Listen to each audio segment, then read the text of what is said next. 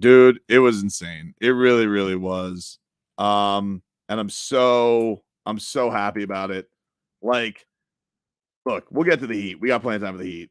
It's game 1. But that Panthers win last night, I was drunk. It was like to do what they did in this situation of being up against it, down to your last minute, and for Brandon Montour to come through with that goal. Yep. It's unreal. It's an unreal experience. Now they're moving on, taking on the Toronto Maple Leafs. Do you owe somebody an apology? Who? Why is it? Let me ask you this. Why don't you apologize? Why am I always apologizing? Why am I always apologizing? Because all year, I asked David Dwork and I asked you. They're not winning.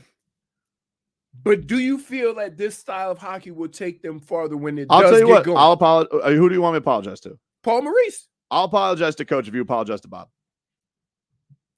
Why? Trade skis. Why? You just took down another historic team. He's the only goalie in history to do that. This man is a giant slayer. Again. Apologize. No. We'll do it at the same time. No.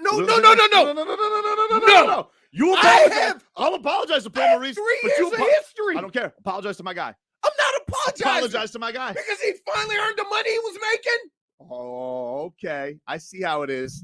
Dude. No. Okay, so you're not apologizing to Bob. I'm not apologizing. I'll be a bigger man. I'll apologize. I'll admit when I'm wrong. Wait, can I ask you a question? Where did the phrase 4-goal Bob come from? I don't care. Right now. From him. Right now. Not from me. I didn't make it up. No. You said you wanted line this whole series. Okay. You didn't want Bob in there. Right. Giant slayer. Okay.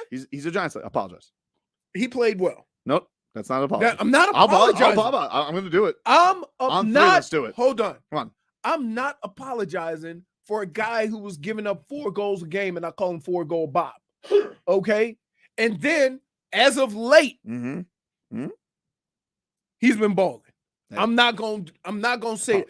But the nickname he got was his own doing. I ain't apologizing. You gave him the nickname. Right. Why? Because he was giving up 4 goals a damn game. Years ago, dude, when he had his first bad year here. Dude. Let me ask you a question. Sure. Before this year, did you feel like you got your money's worth out of Bob? I think that his last couple of years have been fine. He's been decent. Okay. And he was the best player in the playoffs last year. Okay. He was. Okay. Last year, the offense was the problem. Okay. Duds. Okay. That's true. Funny. It's true. Alex Lyon only came in after you went and talked to Bob. Okay. Well, you got to guess what, dude? Jinx is over. No, okay. Listen, I'm not denying how well he's been playing. So apologize. But I'm not apologizing for calling him 4-goal Bob because he was giving up 4 goals a game. Apologize for not wanting him in this series then. No, you didn't. No, you didn't. No, I didn't. I did not want him. You wanted the Lion King. Yeah, because guess why? Okay, so apologize. Guess why? Apologize for wanting a no-name journeyman over Bob. I'll apologize to Bob for wanting the goalie who had got him this far in the game. I don't know what you just did there. You just did some verbal Hoist Gracie jujitsu. Oh, in my household, we call that the Tobin. No, I'm gonna apologize. Listen, I'm gonna apologize to Paul Maurice. I'm gonna do it. I'm gonna do it right now. But I want you to apologize to Bob. I have given Bob credit for the way he's played in this series. But I'm not taking back 4-goal Bob. I'm not. Why? Dude, do you know how miserable hockey fans were down here? This Bob? Man, let me just go over the resume of this man. You're giving him one bad year. You've been holding against him. You've already shrunk the amount of time he sucked. One bad year. So you say this is his 4th year? Yes. You're saying 3 years he was great. 3 years you got your money's worth. I didn't say great. Did you get your money's worth? I mean, it's a lot of money for a goalie. Okay. It's a lot of money. So am I, and this is you. So you let's just say this. This franchise up until last year hadn't won a playoff series in 20 years. Okay. And he won 2. And now he has 2. Okay. Apologize. But at the end of last year, we were complaining. I'll be the bigger man then. Okay, because you're just a man. You're a I'm small a man that's not. you're a small man who I won't was- admit his crimes. I You're was like Tom Brady. Wait, I was 100% accurate for calling him 4-goal Bob. You're not 100% accurate. I'm not. No, you're 100%. No, not now. Okay, so But I was. so are you? And gonna I say apologize? I will apologize for wanting Alex Lyon in, right? Mhm. When Bob came in and did what he did. So I apologize for not wanting him in there. But I'm not apologizing for calling him 4-goal Bob. Dude was nails. That was he earned that. I didn't just make that up. Where did the term 4-goal Bob come from? You. Why? Because you just like making No, fun no, of him because I was talking to him. Because why? I don't know. He was giving up 4 goals a game. But look at him now, baby. Right. I'll give him credit for 2 now. Vesnas and 2 presidents teams I'll- taken out. I'll give him credit for now. No, I mean for how he's playing now, not just for this minute. But you're gonna pounce again. I'm not taking back Nah, if he gets lit up by calling the him Maple, 4-goal Bob. nah, if he No, gets lit I'm up by the not. Maple Leafs, you're gonna I'm go not. right back to your old No, ways. I'm not. Because I'm cool with sticking with Bob. If that's the Bob you're gonna get, no, I'm good. I'm good. I mean, I apologize to Paul Maurice. You didn't. I mean, We didn't even hear it. What are you talking about? Hey, Oh man, we're Vlad! late on this segment. All right, listen. he did not We apologize. gotta take a break. You bum. Back after this. WQAM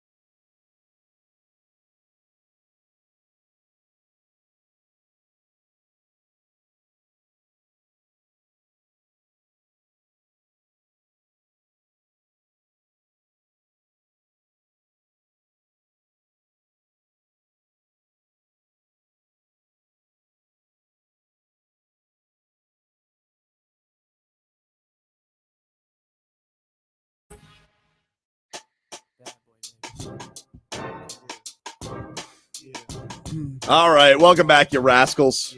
Tobin and Leroy here with you. What a weekend. What a weekend for South Florida sports, baby. Yeah, it was. Heat take game 1 against the New York Knicks. Panthers eliminate the Boston Bruins. I was doing some good grief listening on the way in today, dude. On WEI? I fired up that W. They are miserable up there. This is the greatest choke in the history of New England sports. I was like, it was so good. There's nothing like a good grief listen. I mean, 3-1, and you've scored more points and have more wins than any team in the history of the NHL. But again, we went through this. Hockey. We are right. Like, and I don't know why everybody is so shocked that something like this will happen when in that sport, it's really not that uncommon. Coming back from 3-1, yes, that is uncommon. But an 8 beating a 1 or a lower seed beating a higher seed in hockey, no. Yeah, but forget cardiac cats. Like, they were like raised from the dead cats. It was amazing. Like, third period down in the last 2 games. Yeah, that's crazy. Yeah. I will apologize to Paul Maurice. I'm sorry. I'm sorry I made fun of your glasses. Sorry that I doubted you. I did like the term 2-1 filthy. I did like that. But no, I was wrong. The guy, said that he wanted them to play a tougher style, and they brought it. They brought it in the toughest way, and they eliminated a team with experience, with some killers, a team that was unstoppable on the power play. I mean, every time it was, which, that's the thing that's crazy about this. Those referees, so crooked. I'll say it again, just like I did in the Buck series, because I'm not complaining. I'm doing a SPO. I'm not complaining. I'm just pointing it out. You guys were crooked, and you fell for every flop that they put out there. Okay? Yeah. You guys wanted Boston in the next round. I understand why. Original, whatever the hell 6 they are. But, nah, the Cats, too much. unless those refs are going to play goalie. Oof. But Hey, Vlad. What's up? What's up? How are you? So let me ask. See, because a lot of swagger last week. Yeah, and still have it. Really? Yeah. How we feel? So you think it's no? Can I give you some information, some facts? Go ahead. And see if it kind of tapers your enthusiasm a little bit. It won't. Go ahead. Okay. The Knicks are 0-7 in series that they lose the first game at home. Okay. History. All right. I'll tell you the thing that was crazy to me, to be honest with you, with yesterday.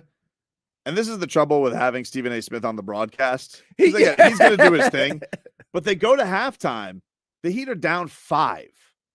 They shot 38% from the field. What was he saying? And he's like, we're in a great spot. I told you we were going to slow down this team. I'm like, you're up 5. No, we were up double digits, and then Jimmy and the guys cut it to 5. Yeah, that's bad. That's what I just said. They were up 5. Yeah, they were up 5, and he's like, he's doing the shtick. We're in a good spot. That game, game looked like it was going to. They had blowout written all over it. They should have been blowing the Heat out. And then I was thinking, man, the Heat aren't making any shots, and they were within like 10, 15. I said, if they start shooting the ball just average, it's over. It was just, here's the thing that's been great about it is you had yesterday, the 2 vets really swung the game. I mean, Jimmy was his thing. And Jimmy was great. We'll get to his injury in a second, obviously, which is a concern. But, it wasn't that killer lighten up every jump shot that he was doing. Like, he was getting he had a regular working man's day. Yeah, working man's day was getting to those easy spots. Like, for all those that talk of, they're gonna double him, and dude, okay, Jimmy Butler, like, you think he's never seen doubles? He's actually one of the best players that I've seen, either going on the attack when the double's coming or getting the ball to the open guy. I just found like it to be a hilarious thing where you're like, Tibbs is going to make adjustments. I'm like, okay.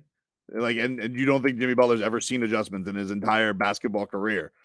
But the thing that was great about it yesterday was you had a performance in that third quarter by Kevin Love. Love, my guy. Always loved him. That's my guy. Listen, I used to make fun of that outlet pass all because, man, did they fawn over it on those broadcasts back in those Cavs days. Oh, the Wes Unseld story. Heard it 1,000 times. Man, when he's wearing it on that Heat jersey, that guy's money. What? You don't think that's a little fraudulent? I don't know. I don't know what it is. Hard to say. What I know it is, I mean, that pass. How about Jimmy going up and get it? Make it whoever was guarding him look tiny. He's a wide receiver, baby. That's what he says. Best hands in the league. He said that. He said that for years. Jimmy Butler, best hands in the league. You know, and Kevin Love was he was zinging it. It was beautiful. He started hitting threes, easy buckets, and then those passes, those 3 outlet passes were money, and that really swung the game. I mean, I think that completely swung the game to the Heat's control. I think what really swung the game is in the second half when the Heat said, if you're gonna beat us, you're gonna beat us with jump shots. We ain't letting you in the paint no more. Oh yeah, it was much. It was a parade in the paint. We were killing you guys in the paint. What are we doing? We were killing you guys in the paint, and then they had Spo on the sideline talking about, like stop allowing us to go in the paint. And we all knew. Of a sudden, we knew what we go. We know who they are. Yeah, why they hit a so 3 shocked? for nothing. Right, but again, and you know why the Heat should be so familiar with this, Vlad? Because early on in the year, when they couldn't hit the broadside of a barn, right? Every team was daring them to shoot. And Spo was yelling, keep shooting. And they would struggle against a lot of teams who got hot from 3 because they couldn't get in the paint and they weren't making threes. So it didn't matter who they played.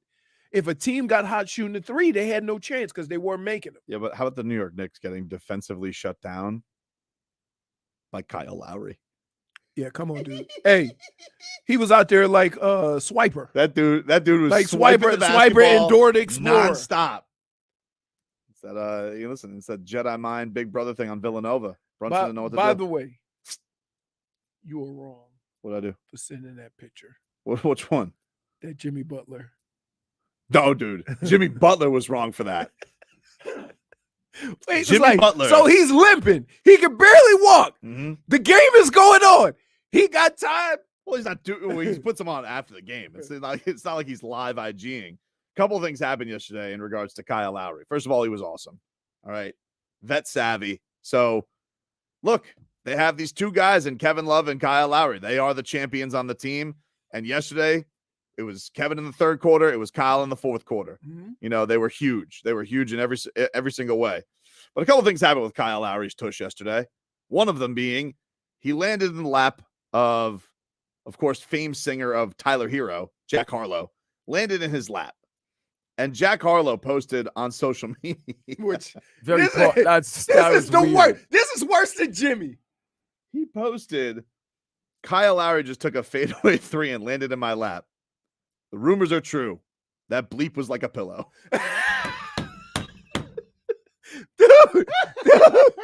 Dude, like, I mean, like, wow. Yep. How do you respond to that? You don't. They had words. They had words. I mean, and then Jimmy, who does his post-game montage on Instagram, which is where he puts all of his teammates doing some cool stuff. For Kyle Lowry, he just puts his butt. Which I'm just like, what are we doing? We're just having fun, baby. I will say, of all the basketball players out there, Kyle does look the thickest. Of course. It's known. It's a known thing. He's got hip pads in. That's what Tim Hardaway says. I don't know. Nah, ain't a hip pad. That's not what Jack Harlow said. It's natural. I don't know, dude. I don't know. That's natural BBL. But so my question to you, Vlad, is this. If we take away the paint and dare you to shoot the 3, we got to hit them. That's it. They got to. I mean, that's been like, that's the thing is like, it's been a tough go with them shooting. Definitely can relate to that. That's been a thing. You know, they didn't have Randall yesterday, but Toppin was good. You know, and guess what? Toppin is more athletic than Randall. Yes. So when you're talking about You see him jump up and block a couple of shots and stuff like that. Randall ain't doing that, especially on a bum leg, right? But if the only thing that Randall can bring you is what? Pain points as well. You think that? I mean, he can. I mean, we've seen too. He can. He He can. can He, shoot. So He that's can the hit he thing. can from light three. it up. He can hit it from. He can light it up from outside. And he can bring us pain. I think- points. To be honest with you, seeing how athletic Obi Toppin was, I'd take my chances with Randall. I wouldn't, because I think Spo would make Toppin do things that he's not ready to do right now. His game is very limited. As talented as he is, it's either 3-pointer or alley-oop or cut to the basket for a dunk. Spo out coach Sibbs as always. That was it. That's what he look. Spo, That's what he did. Spo now yesterday moves up to 5th all time in postseason wins. The dude's a marvel. I do think it's been great over these last. I do think the Jimmy Butler era has also lent to Spo getting the respect he's deserved, because everybody's kind of looked at him as, oh, he was the guy who had the big three. And now he's a guy who just takes all these undrafted guys and all these cast-offs, and he just puts them in these positions to execute. And I think that's been the thing. And you mentioned a little bit about this with the closeout, is like they just seem to have somebody else step up in every single one of these moments.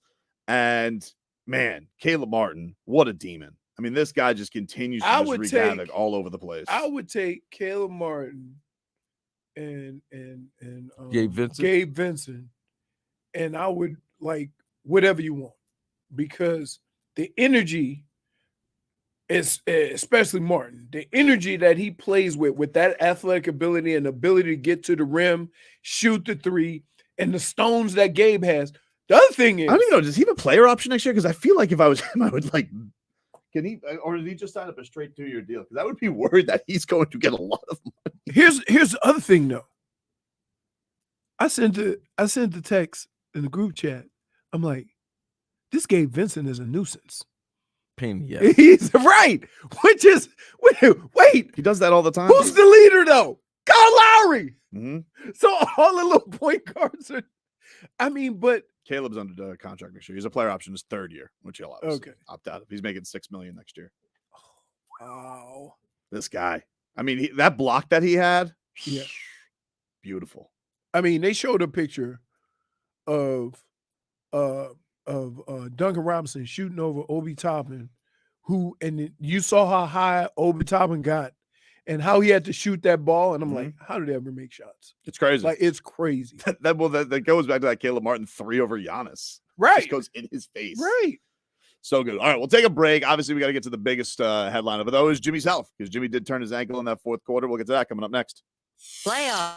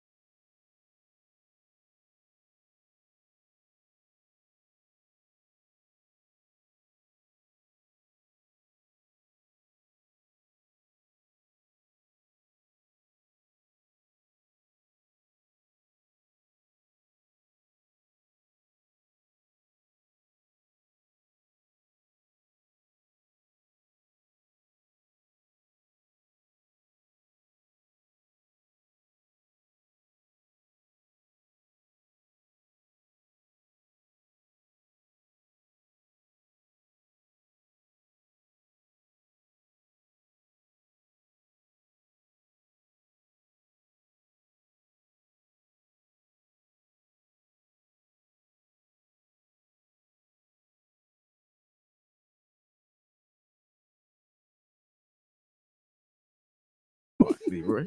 You haven't seen. Come on, man. I was about to say you're about to have CTE right now. That thing, I mean, it's got some recoil on it. Amazing. What a beautiful day. This is how it looks after 2 weeks. This is how it looks after you 305, 954. The Panthers, the Panthers advance. I didn't even mention the Marlins swept this weekend. Marlins swept Chicago Cubs this weekend. Into Miami won. Into Miami won? Into Miami wow. won. Yeah. Now we're talking. What was it? That was on the first radio. time in 7 games? First time in 7 I games. was on listening to it in the car. Were you? Yeah. The Brinks. Campana scored twice. Wow. A brace. Right. Look at you. Look at that. He had a brace. How about that? So we had nothing but a winning weekend down here. Yeah. Fantastic. And they just asked it on Sports Center just now, Leroy, and that is the question I want to ask you. Jimmy Buckets does hurt the ankle yesterday. 5 minutes left in the fourth quarter. Mm-hmm. A lot of Knicks fans are pissed about Tom Thibodeau not going at Jimmy Butler because he literally couldn't move. He was just in the corner, standing there. Here's what I would say. He can move more than you think. That's what I thought too. Well, here's the thing that I'd be scared of, and I think Tom Thibodeau probably is too. That dude's so good at stealing the basketball. Like, if you're going to sleep on him at all or think you're getting a wounded Jimmy Butler, I wouldn't go at him either. I would take my chances with Kyle Lowry, even though he was swiper no swipey yesterday. There's a difference in being banged up and hurt. If you're hurt, you can't go. If you're banged up, it's more of a how much of this can I take? If you tweak something, the worst thing you could do is go sit if you can move. And I think having Jimmy out there to move around in any capacity will help in the long run, because the second he gets off of it, it's going to start throbbing. Right. So you got to keep it moving if it's just soreness. But they showed him walking in the tunnel after the game, and he was okay. He was walking decent. He apparently it was reported that he has an ankle the size of a baseball. That's what the reporters in the locker room were saying, who were there. But I don't know. Like, they're asking the question, do you sit him? Because here's the thing. Game 3 is not till Saturday afternoon. Ridiculous 3 days off. It's a crazy. Yeah, I don't know what the schedule is. And you know why it's Saturday afternoon, right? So that they could get the Lakers Warriors Saturday night. That originally was supposed to be a Saturday night game.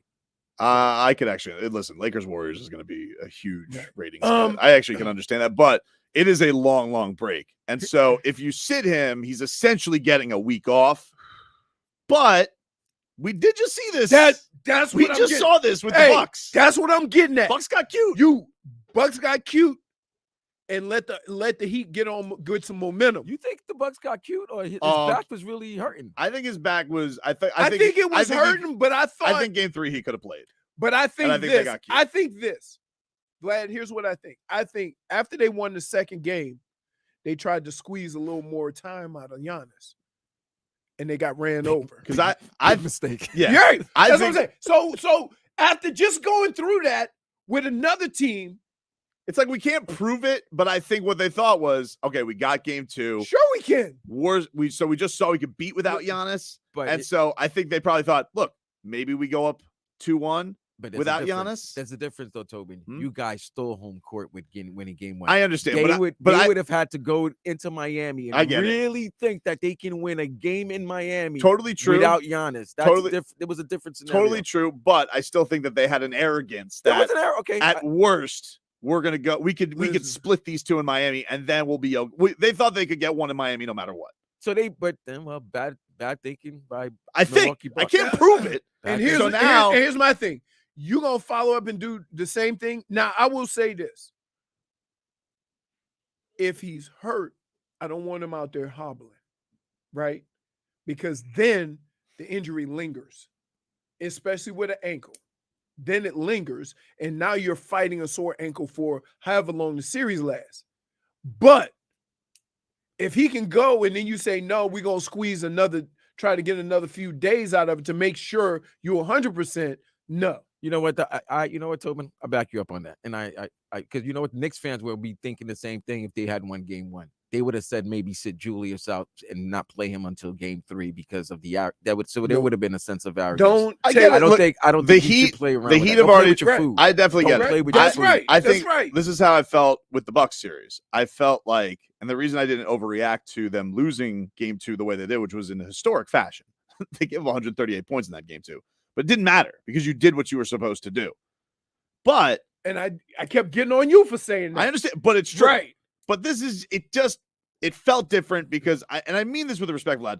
The Bucks are a different juggernaut, and that's just it just feels like, man, if you can go up 2-0 on the Knicks, that feels like a death blow. Game 2 is the most critical game, is the most important game for the Knicks this season. For sure. You can't go down If you 0-2 with 3 days off and that New York media on your noggin talking about It.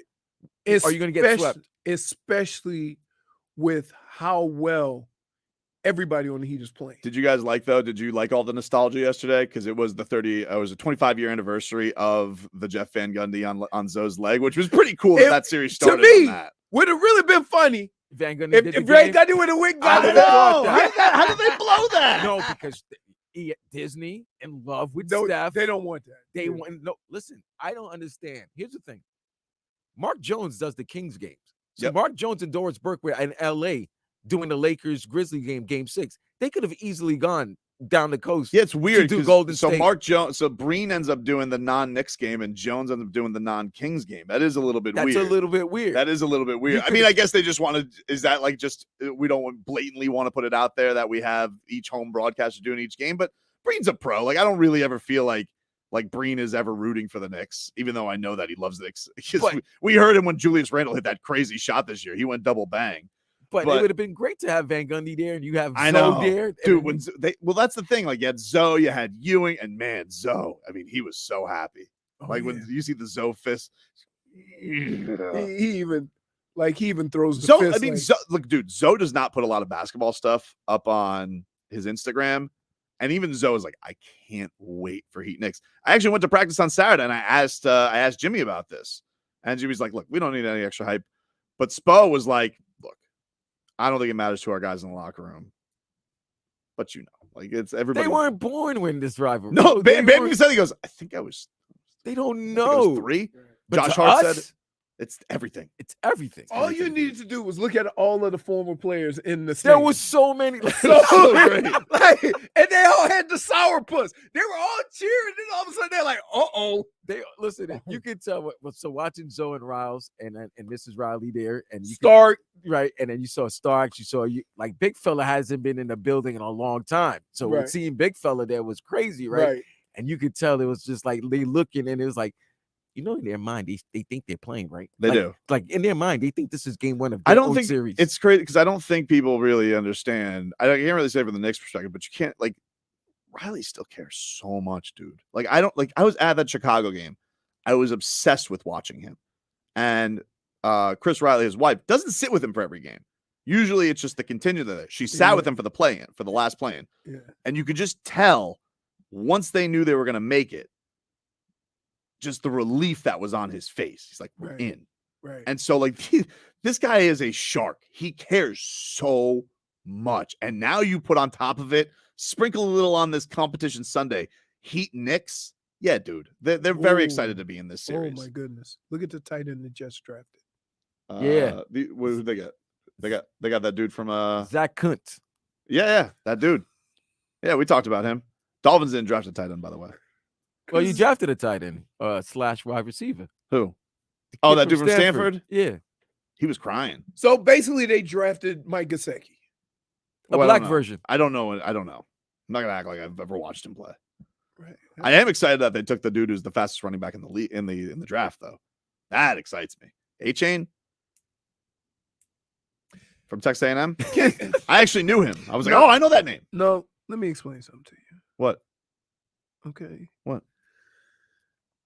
You don't have to be fast to play running back. No, but You dude, have to be quick. There's a big difference. I can't stand when everybody talks about how fast a running back is.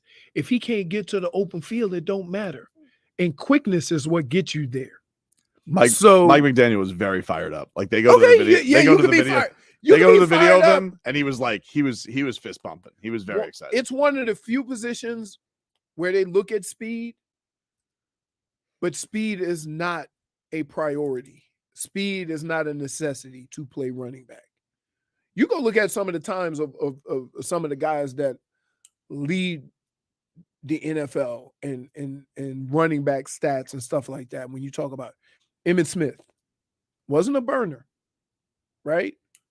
Marshall Faulk wasn't a burner, right? You have a lot of guys who had the skill, but one thing you can say, you look at Jerome Bettis, wasn't a burner, but he was quick for his size. He had quick feet. Early Jerome. Before he got but maybe the kid's gonna be bust. awesome. Like, what are you doing? Just because I'm not saying that he's not going to be good, but I'm saying if you're basing this based on how fast he is, that is a misnomer. I'm just telling you the fact. He's the fastest running back in the draft. So, and that excited you. Well, but that's my point. That's what I'm trying to get you. Leroy, you're right, but you understand if you're Tobin, you're a fan of the Dolphins, and you see that team with a lot of speed outside, and then you add another fast running back. Speed. So I was just trying to give an informative. I get you. You were giving us an informative analysis, analysis of the position, and what's needed, what you got to look for. You know, this here's is what fan. happens. It's fan bin. It's fan Tobin. I do a show with a knucklehead, right? Which you didn't see the fist pump from. I'm going to show you the fist pump during the break from Mike McDaniel. The greatest. Listen, if everybody really needs to know who I do a show with, all you need to do is go find the Chris Fowler interview. And he said, "Did you do the research?" He goes, "No, I just threw up the U and came in with my swag." That's how I like to do it. Right. But I work with this dude every day. So I think, like, while I'm looking at stuff and trying to figure out, it could be like Mike Cain's fandom is very much like Knicks fandom. Like, that's what it is. It hasn't happened. Nothing's happened for 20 years. Yeah, but at least they make the playoffs. Good shot right there. It's true though, dude. Listen, I feel good for you. I'm telling you, Vlad. Like, I have dear friends who are Knicks fans, and I'm just like, they're peacocking on me going into the series. I'm like, I can't believe you guys are acting like this again. They shouldn't be peacocking. They have Jimmy mother bleeping Butler. Yeah, you got the best player in the series. series. But that wasn't the case last series. Well, yesterday, you talking about last night. Hey, Jimmy didn't have to be Jimmy. Jimmy was good. He was good. Jimmy was really good. No, Jimmy's line was amazing. But here's amazing. Jimmy's line was great for not even playing really the last 5 minutes, just standing there. Here's the great thing. Here's the great thing about Jimmy. Jimmy's numbers are still better than most, and we call those numbers average. Well, it's like that's what when you're good. Right. Okay.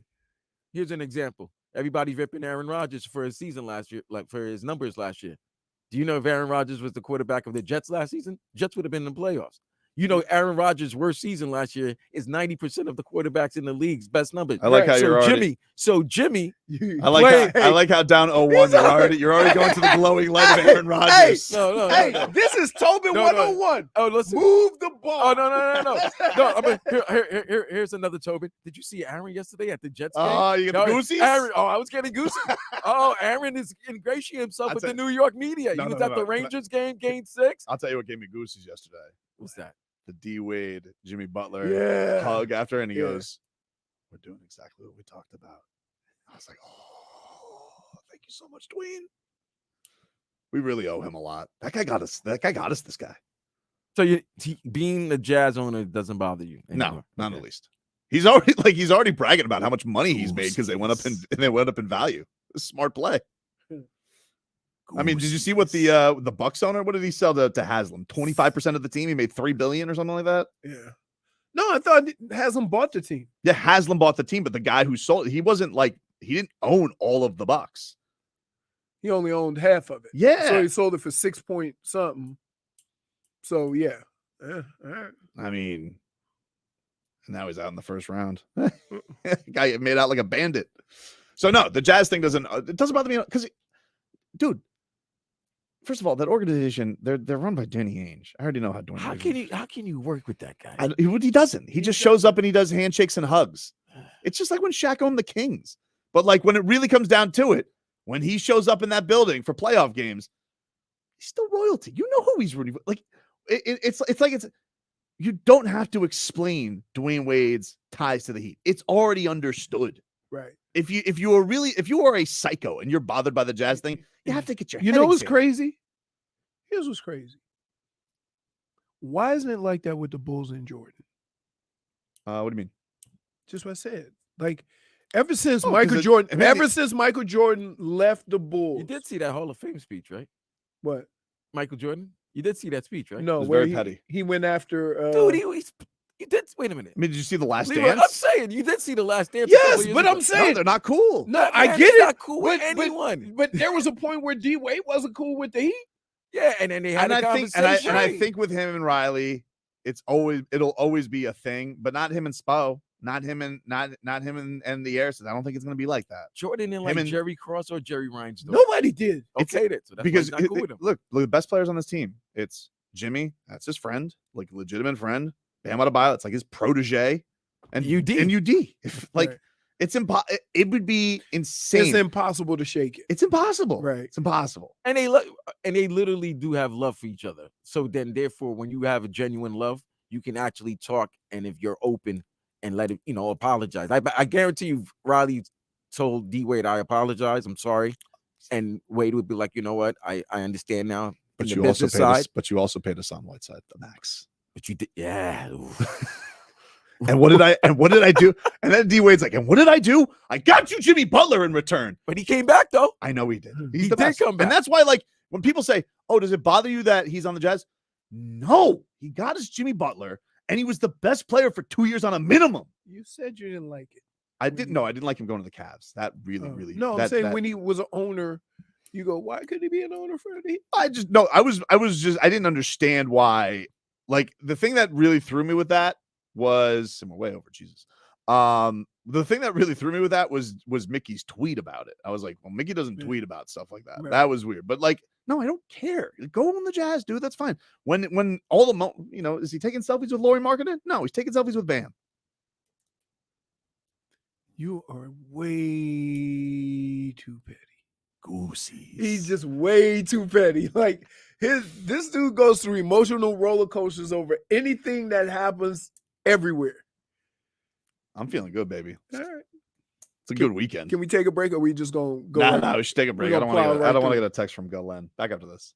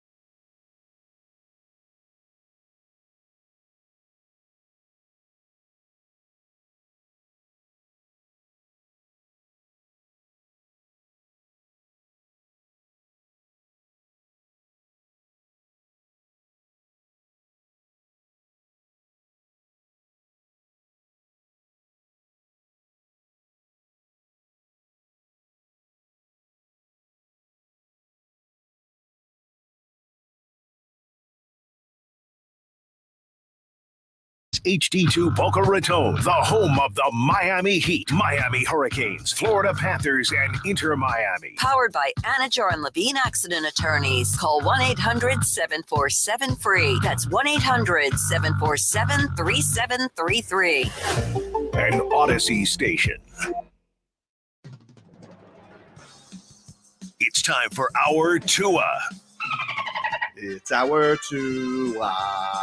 It's our Tua. It's our Tua. Tua, Tua, Tua. Tonga Vailoa. Not Tua Tagovailoa. A for effort. Dolphins quarterback. Tua. It's our Tua. It's our Tua. Tua. Tua, Tua, Tua. Tua, Tua, Tua. Chris Sims can go to hell. Tua Tagovailoa. Dolphins quarterback. Daddy loves you guys. Our Tua with Tobin and Leroy. Check the history of food. Hour 2 of the program, ladies and gentlemen. Ow! Tobin and Leroy here with you on 560 WQAM. Streaming live on YouTube and Twitch. The channel is Miami 560 WQAM. You guys can listen to us on the Odyssey app, AUDACY. You want to stay connected with every show on our station and our show, give us a follow on the Odyssey app for easy access to clips, show reminders, and a whole lot more. Download the Odyssey app and give Tobin and Leroy a follow so you can listen to us anytime, anywhere. I got a caller going on. Smitty, what's going on, dude? How are you? Smitty! You there, buddy? This is Smitty. What's This up? is Smitty in Salt Lake City, and I am freaking happy. Tell us why, Smitty. Oh, my God. 2 times in my lifetime I felt this good. 83 when we beat, and I was at that game, when we beat Nebraska for the national championship. And sometime in the 80s, 90s, I don't remember, when I went to see the Rolling Stones and I took a Quaalude. Wow. Way before your time, boys. But, man, oh, man. Wow, that was great. What a great week. What a great week. What a great month. Canes make it to Final Four. Yep. Hey, the Heat doing what they did, shocking the world, shock number 1 to number 8. Hockey, oh my God, I was so hyped up waiting on that game. My wife come in the room and I'm like, go, don't even bother me. You don't even say anything. Close the door if you don't want to hear me screaming, or be quiet. I'm watching the game. That was fantastic, guys. I don't know what you thought, but man, oh man, that was great. Listen, Smitty, Great weekend. I hope you enjoyed there in Salt Lake, man. Thank you for It was definitely, I mean, it was look, every time I turned on a game and it featured a South Florida team, good things were happening. good things were happening, even in my car. I didn't even want to listen to the Pinks because, you can hear them on our station. Of course. But I'm like, you know what? I like the excitement. So I'm going back and forth. I mean, another win. Beautiful. Let's get to some headlines here, brought to you by the new Palmetto Ford Truck Super Center. Why buy your truck at a car store? Palmetto Ford. We know truck. As Leroy said, it's a winning weekend for South Florida. Everybody, Panthers, pick a team. 4-3 in OT. They advance to the second round. They'll take on the Maple Leafs. Game 1 is Tuesday at 7 o'clock. You guys can hear that game. Programming note from Gullen. AM 790. Pregame starts at 6:30. So if you guys are looking for the Panthers game, it's a conflict with the Heat. It'll be on AM 790. Pregame is at 6:30. Of course, that is game 2 between the Heat and Knicks. Miami took game 1 of their Eastern Conference semifinal series against the Knicks, 108-101. Jimmy buckets, 25 points, 11 rebounds. Gabe Vincent gave you 20 points, 5 3-pointers. And Kyle Lowry. Listen to this stat line from Kyle Lowry, Leroy. 18 points, 5 rebounds, 6 assists, 1 steal, 4 blocks. That's crazy. No, they were like they were like those little strip blocks, but still, It's okay. there was a menace. I mean, he's 6 foot, right? Yeah. And we all make fun of him. He's Mhm. roly-poly. Yes. He's not roly-poly. He's roly-poly compared to the skinny-ass basketball player. That's true. I mean, Actually, he's not. if you stand next to Kyle Lowry and you talk, he does not look. He looks thick like that because he's compared to Tyler Hero. By the way, Tyler Hero, what was up with that outfit, man? With the snow cap looking like Bad Bunny or not Bad Bunny, no, with the B Rabbit. He looked like he looked like a guy that a high school kid that you get weed from. Did you like that Jack Harlow and Duncan Robinson signed his cast like he's in high school? Yeah, that was funny. Of course, Dunks has something to do with it. Yeah, of course. By the way, we have a new name for a couple of guys on the Heat. Intangibles. I'm not saying that. You can say that. I'm not saying. I was just pointing out. I'm going to how do we separate? Because Vlad, here, let me say this. For as long as we've talked about sports on this show, when we talk about intangibles, we talk about the Rudies of the world, the effort guys, the all heart guys, which, okay, are usually the white guys. You right? said that. I didn't say that. I said it. It is no disrespect to anybody. This is just a fact. Intangible. Cody Zeller. Right? When you see the Golden State Warriors play, DiVincenzo, yeah. Yeah, right? Like, so. I'll tell you who wasn't intangible. But now. His intangibles failed him, Grayson Allen. Oh! He doesn't know how to count. Right, Grayson Allen. So, we've coined this phrase, intangibles. But then, this weekend, we saw, Kyle Lowry pulling off some of the same effort stuff. Hold up. I'll tell you why. Why? Okay, let's keep it a buck here. Let's get real to why we're saying this. Okay, right? They're least talented. They're not as talented. So when they have to use their intangibles, but Kyle Lowry was a talented point guard early on, an all-star. Yeah. So now he's in the back nine, probably in the whole 16 of his career. Maybe he does. So now he has to use those things. Well, we got a different name for him. That's not so. No. Wiley Vet. That's it. Yes. Is that savvy? It's savvy. He's got that vet savvy. Look at the tools that he's using. See, when you get to that part of your career, you get the SAT words. He was the most intangibles, not intangibles yesterday. I had seen this side of PJ Tucker. The effort, the just stealing the ball, right? The being a nuisance, it's being a vet, using your experience, your wise. That's what it is when you're talented. But I don't want to see. Here's the thing.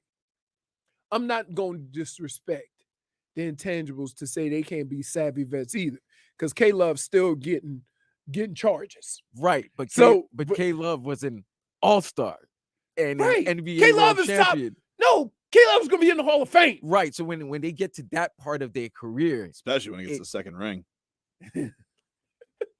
next season, you keep open, dude. Savvy. So I'm like, he got a point. But we can't just call him intangible because we need something to separate him. Yo, no, you got to separate him. Right. But you're not here. You're not taking a leap that will get you canceled. Because we're not saying anything negative about anybody.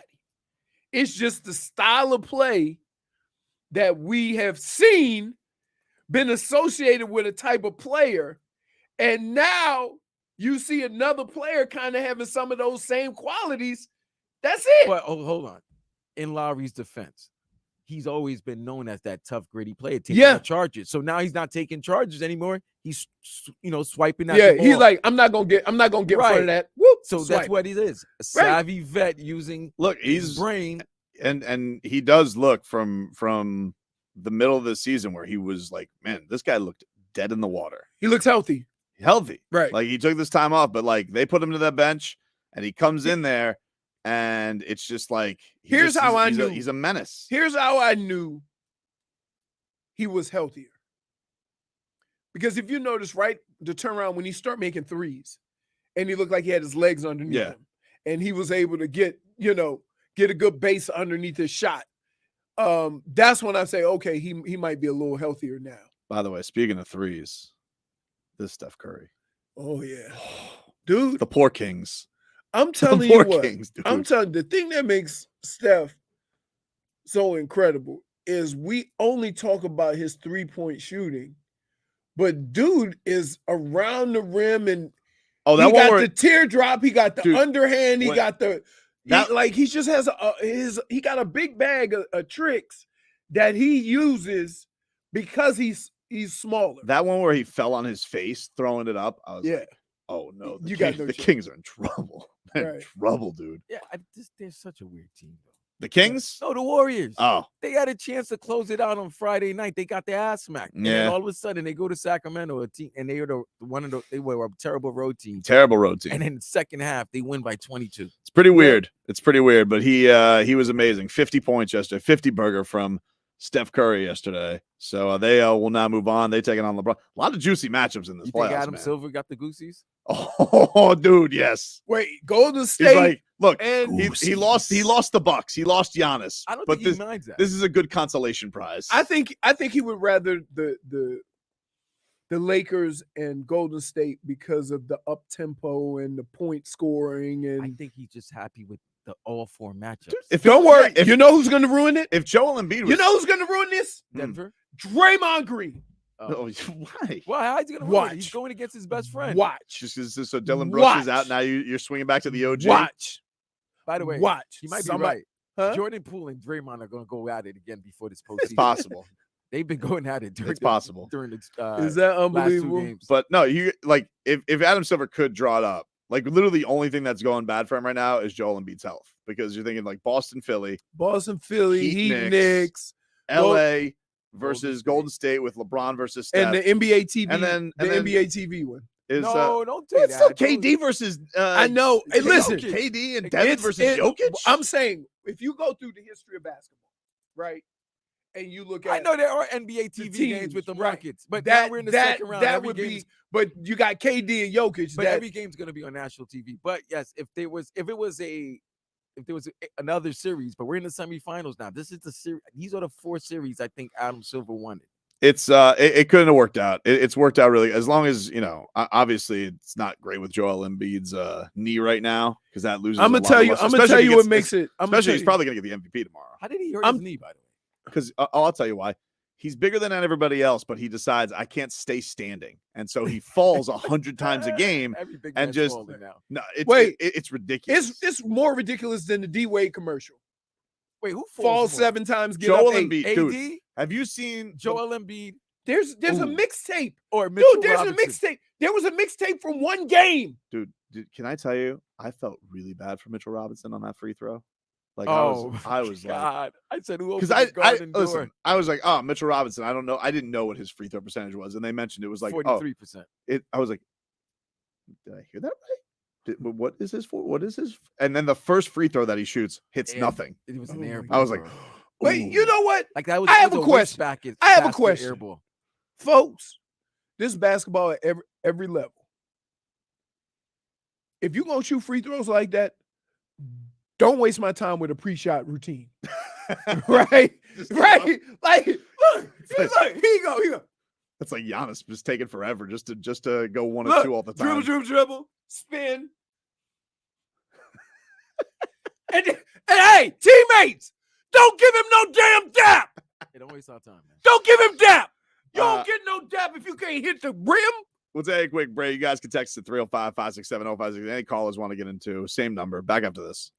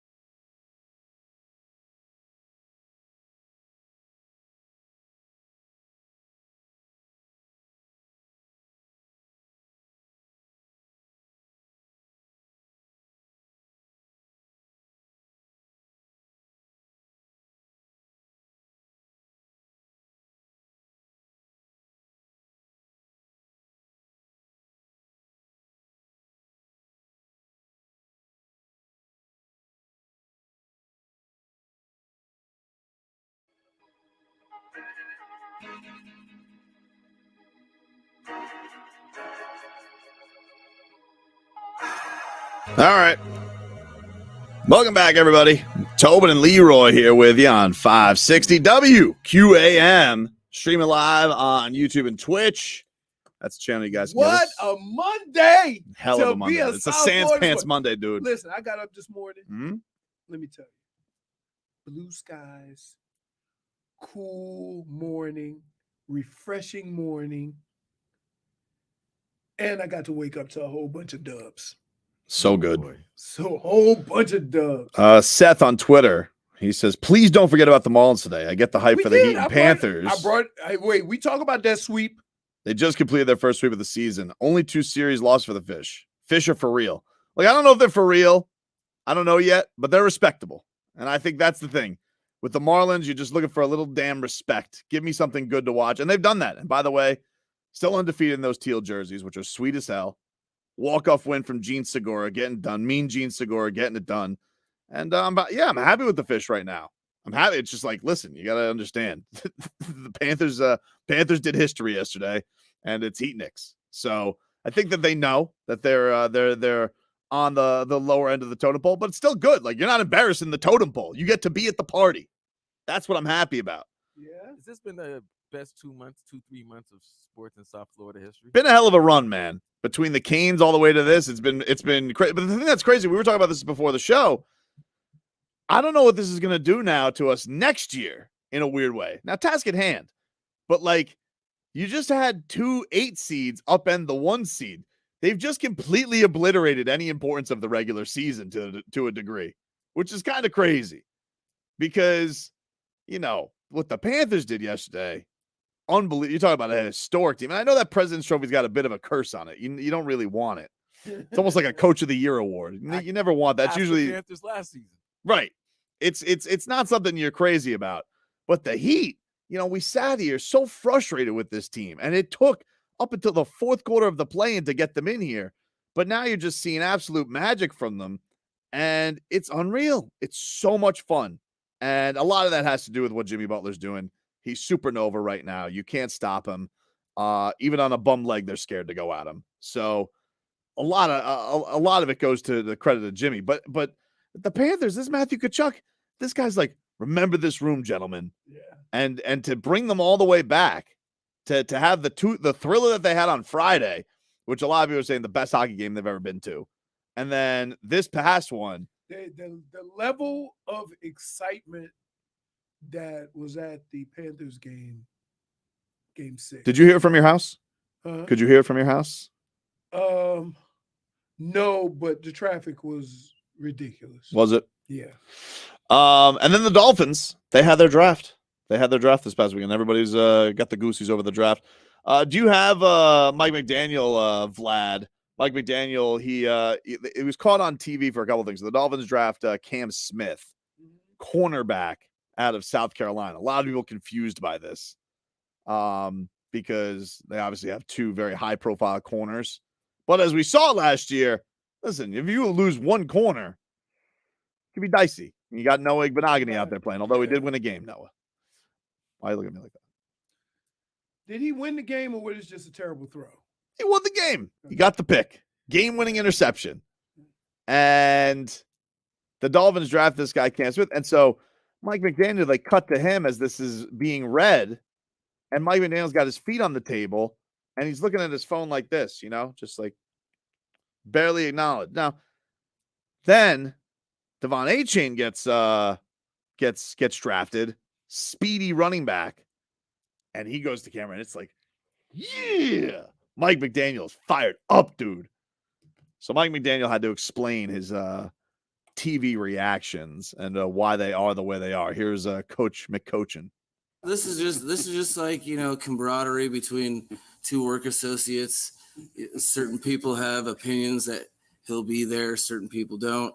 And I was really excited that Chris was right that a player was there. So, you know, you get excited about all the players. You know, it's just really it's down to the TV producers who decide when they catch you, because apparently, as it's become aware to me that the first pick I was texting my wife and had my shoe on the table. So we get excited for all of our players, and that's just because of the amount of work that we all put in over an extended period of time to figure out who those players are. Maybe, but I kind of feel like he was more excited about getting the fastest running back in the draft. He likes fast. The guy likes fast. I got it. Who's his guy? Who's his guy? Mostert's his guy. I understand that. But think about this. When you think of me as a running back, yeah, do you think of how fast I was? Not as fast as Robert Smith. Not far off. Well, I know that, but according to Charles, but the marketing was Charles Davis said, that thing. But I wasn't slow. Mm-hmm. But that's not what made me a good running back. That can run fast. The first 10 yards for a running back is the most important. If you get past those 10 yards, then your speed matters. It's hard to get there. That was the thing with Lamar Miller forever with the Dolphins. Right. They go, he can take it to the house at any time. He can't get in the secondary. Then he broke one. He had like one. Like one. So, yeah, man, I appreciate the fact that everybody wants speed in their running back and everybody wants fast. Some of the best receivers to ever play the game weren't fast. Jerry Rice was not fast. Well, yeah, but here's the thing. This is why I think he's pumped about it. Like, that's, first of all, running back's kind of Mike McDaniels' thing. Like, he was the run game coordinator. He found Mostert. He scouted Jeff Wilson. These are like guys he just found out of the scrap heap. All right. Why are you dismissive like that? I don't know. I'm not being dismissive. I'm being dismissive of the point that you're taking a skill and automatically determining this guy's going to be any good. Well, I'm not doing that specifically with them. I'm just saying that the coach, that's what his thing was with San Francisco. I got you. And the two guys on this roster who you've said you have a lot of faith in, he scouted them. Those are his guys. So if he tells me that this college guy, the guy they've been watching for a couple of years apparently, that they, are pumped that they have him, kind of gets me excited. I'm excited. Fast, dude. So much speed. You do realize that you have two guys that average almost 5 yards a carry. I know. Now they got a young pup who can learn. All right. What did Ricky Bobby say? You ain't first, you last. He did say that, but I was going to just say he also said it as a child. I want to go fast. I want to go fast. Yes. Yeah. This was also. I'm gonna tell you what. As long as that movie exists on any type of TV, if it is on, I will stop. And I know some of their lines more better than they do. That movie, I don't know why that movie gets me every time.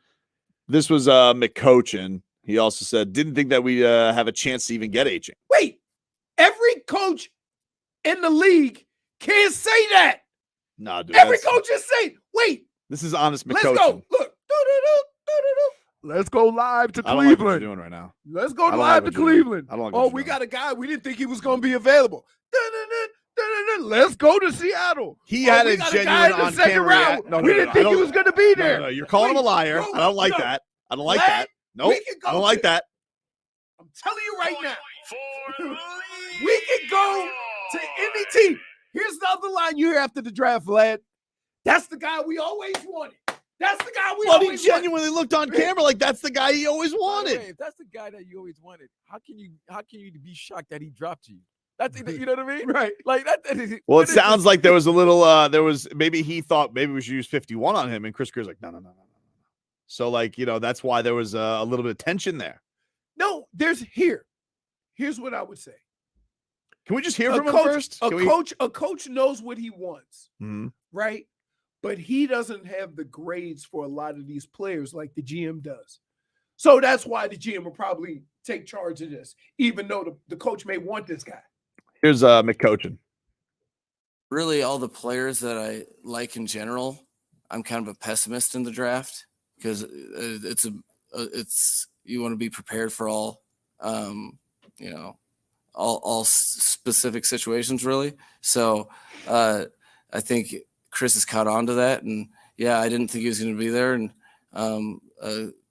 but that happens every draft, and really, yeah, I was very hopeful for both of our selections, but wasn't totally positive they'd be there. So very excited about that opportunity we had. If you could have heard what he said, he had the room laughing, but yeah, I can't repeat it. No, it was a safe place, and then which is some things you're on a team for a reason. You got to have some secrets for yourself. I like it. Hey, Point for Tobin. Pineapple. He said it was a safe place. Safe place. I used my safe word. So, again, everybody is excited about their draft because you don't want the guy that comes in there to think you didn't really want him. Kind of like Flo did Tua. You don't want that because he didn't ask to be drafted by you. You brought him in there, so you're trying to make him as comfortable as possible. I get it. So you always say that's the guy I always wanted, which is what every guy is saying. Everybody, right? When Seattle came up to draft and they couldn't draft, they were thinking about drafting Richardson, but the Colts took him, right? They didn't say, you know what? We really wanted that guy, but we settled for him. They go, always wanted a Russian. Nah, it's not the same, dude. I don't like what you're doing. Yes, it is. When you can't get the coach is doing a spin job. I think Of course they are. I don't like that. I think he's honest. Here's what I think. I think that regardless of what player is taken, you're going to hear the same lines. Kind of like you. You could be a draft consultant. You have to justify. Always wanted him. He fell to us. Wanted to fill that need. Best player available. I've never seen 32 different teams. Best available player be different for every pick. At some point, a lot of people have to have the same guy, top 10, but that's not the case. The guy who was the best player available is always the guy that your team draft. They will tell you that. And you get all excited, whatever. Have you everybody say, nah, I really want the other guy. The team made that decision. Have you ever heard that? It's the reaction based on the words, though. I saw his reaction. I mean, he could have said, you know what? What do you think he's at? What do you think he's out here taking acting classes? The Miami Dolphins select Poopy McPoopster. I love Poopster. Yes! I saw Poopster. Yes, we didn't think it was going to be. Whoa! No, you're ruining draft day, dude. You're ruining it. No, I'm keeping it real. Nah, you're ruining it. Real. Take a break. Leroy's game balls and game bums. Give one to yourself. Back after this.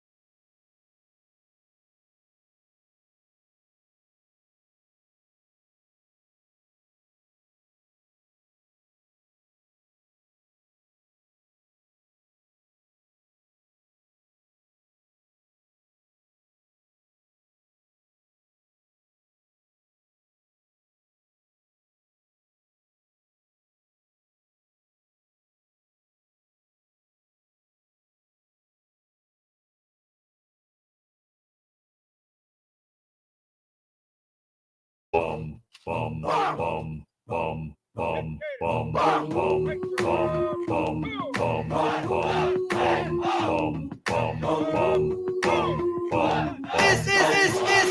guy's a ball.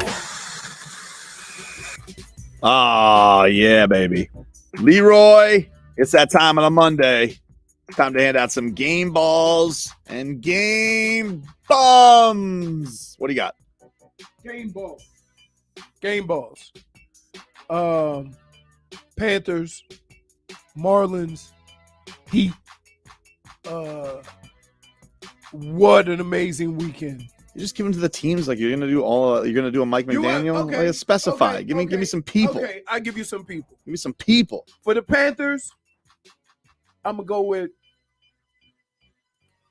Bobrovsky. Wow. Yes. Been balling. He sat on the pine for a while, came through. I would have stayed with Lion. But yeah, that's if you want to know why you pay all that money, this is the guy you paid all that money for. I'm gonna give two for the Heat. Okay. Gabe Vincent and and Friend of the show. Yes, friend of the show, and Caleb Martin. He sounded all business on Friday, didn't he? Gabe Vincent. Those guys give you that energy. Gabe Vincent is a nuisance, but he makes threes. He's ballsy, man. I heard him talk this morning. I heard Joe talking with Ron, and he said, "Hey, when he was in college, he was a scorer. Yeah, but he basically became a point guard. He became a point guard, and then he's also Kyle Lowry has really kind of like you did with Fred VanVleet, really took him under his wing. Right. And so I'm gonna give those two. And I gotta tell you, don't look now. The Marlins, fish baby. Marlins are not terrible. Not terrible, dude. Not terrible. Not terrible. Kind of decent, and really haven't gotten, don't have Sandy on track, really. No. The bums. The bum. Just one bum.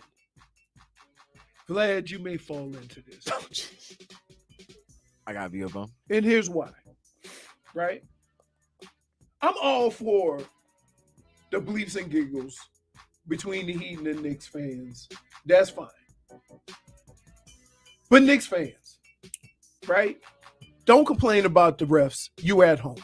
Don't listen to them. Come on. Don't. You know what I'm saying?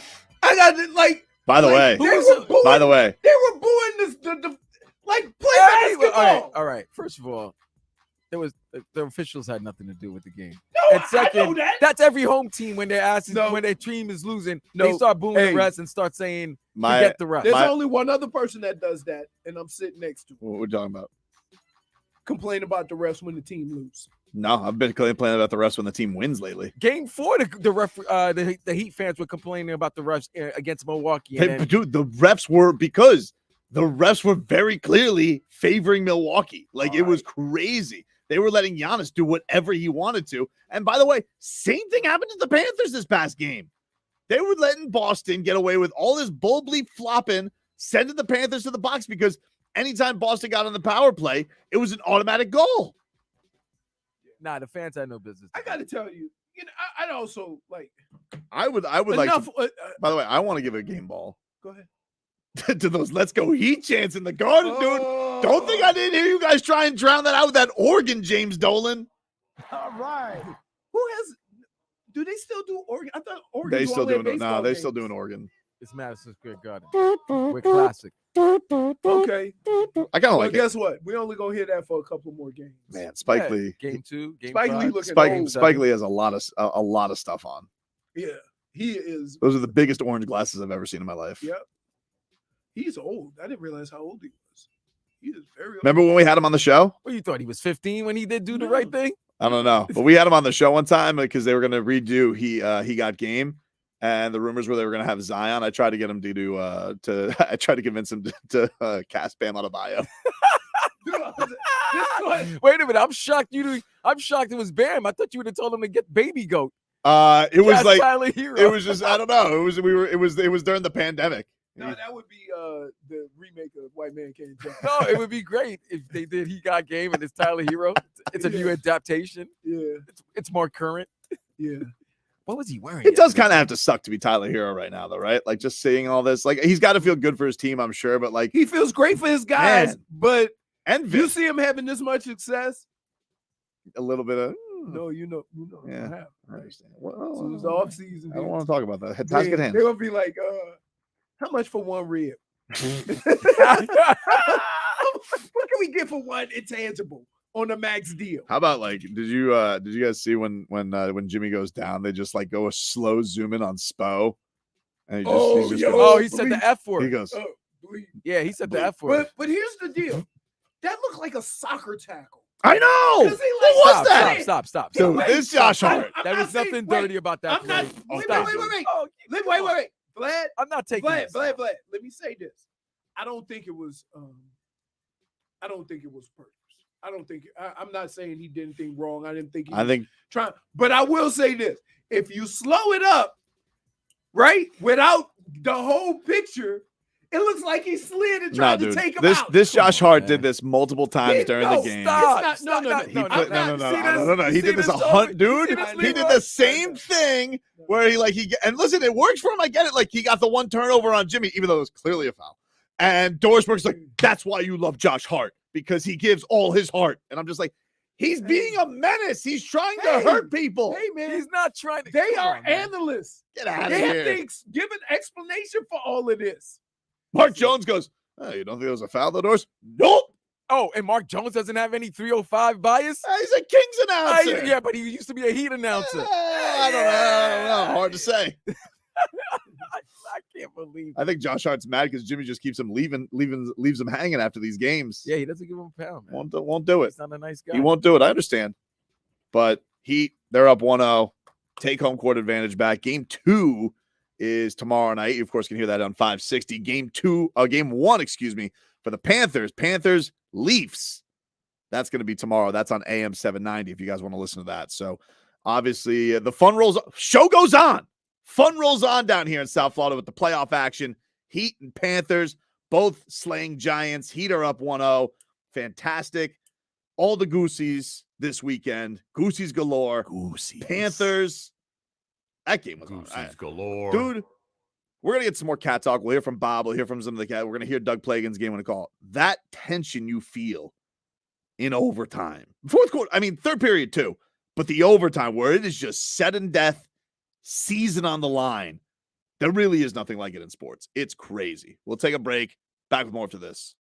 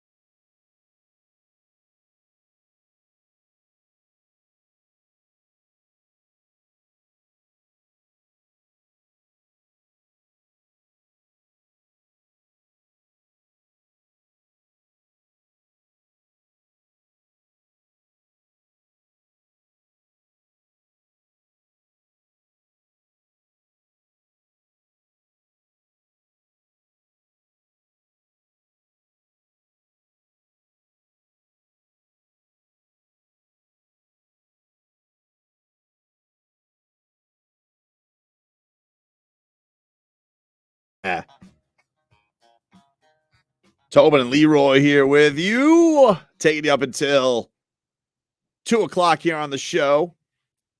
Hitting here on your Monday lunch hour. So thanks to everybody who is tuning in. Leroy just chowing down some pizza.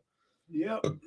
Let's get to some cat talk here, ladies and gentlemen. Brought to us by our friends over at Celsius. Hockey fans, don't sit this one out. When it's game time, make Celsius part of your play and get that energy up. Game day is fueled by Celsius Essential Energy Drinks, the official energy drink of your number one seed slaying. Moving on to the second round, Florida Panthers, who will take on the Toronto Maple Leafs starting tomorrow night. You, of course, can hear that game on AM 790. But the Cats win last night in OT. Can I get the game-winning call here, Vlad, of Doug Plagans last night on the Panthers radio network? You have Carter Verhaeghe. He goes top shelf where Mrs. Moeller keeps the peanut butter and sends the Panthers to a nice series win.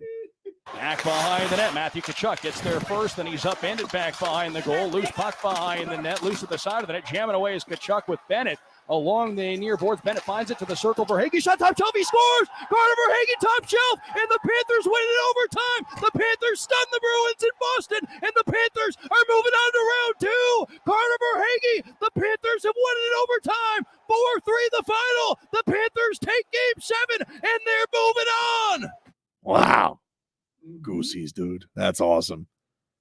Carter Verhaeghe sending the Panthers to the next round. Brandon Montour, monster game. 2 goals for him. Minute left. Panthers are able to extend it into OT. The Bruins are shook. The Boston fans, are they miserable? I got to tell you. It is good. The scariest, most exciting, most frightening moments for both sides is when the other goalie skates off the ice. Yep. Oh my goodness. Oh, you're like, it's about to go down. Let's go. This is last legs. What do they got? And then from watching the last game when the Panthers got the empty netter, I'm like, this is either going to go real bad, it's either going to go real good, or it's going to look like the game wasn't as close as it was. So your Panthers are moving on. J-Vic, can you bring up Sergei Bobrovsky after the game? Bob, once again, slays a record-setting team in the regular season.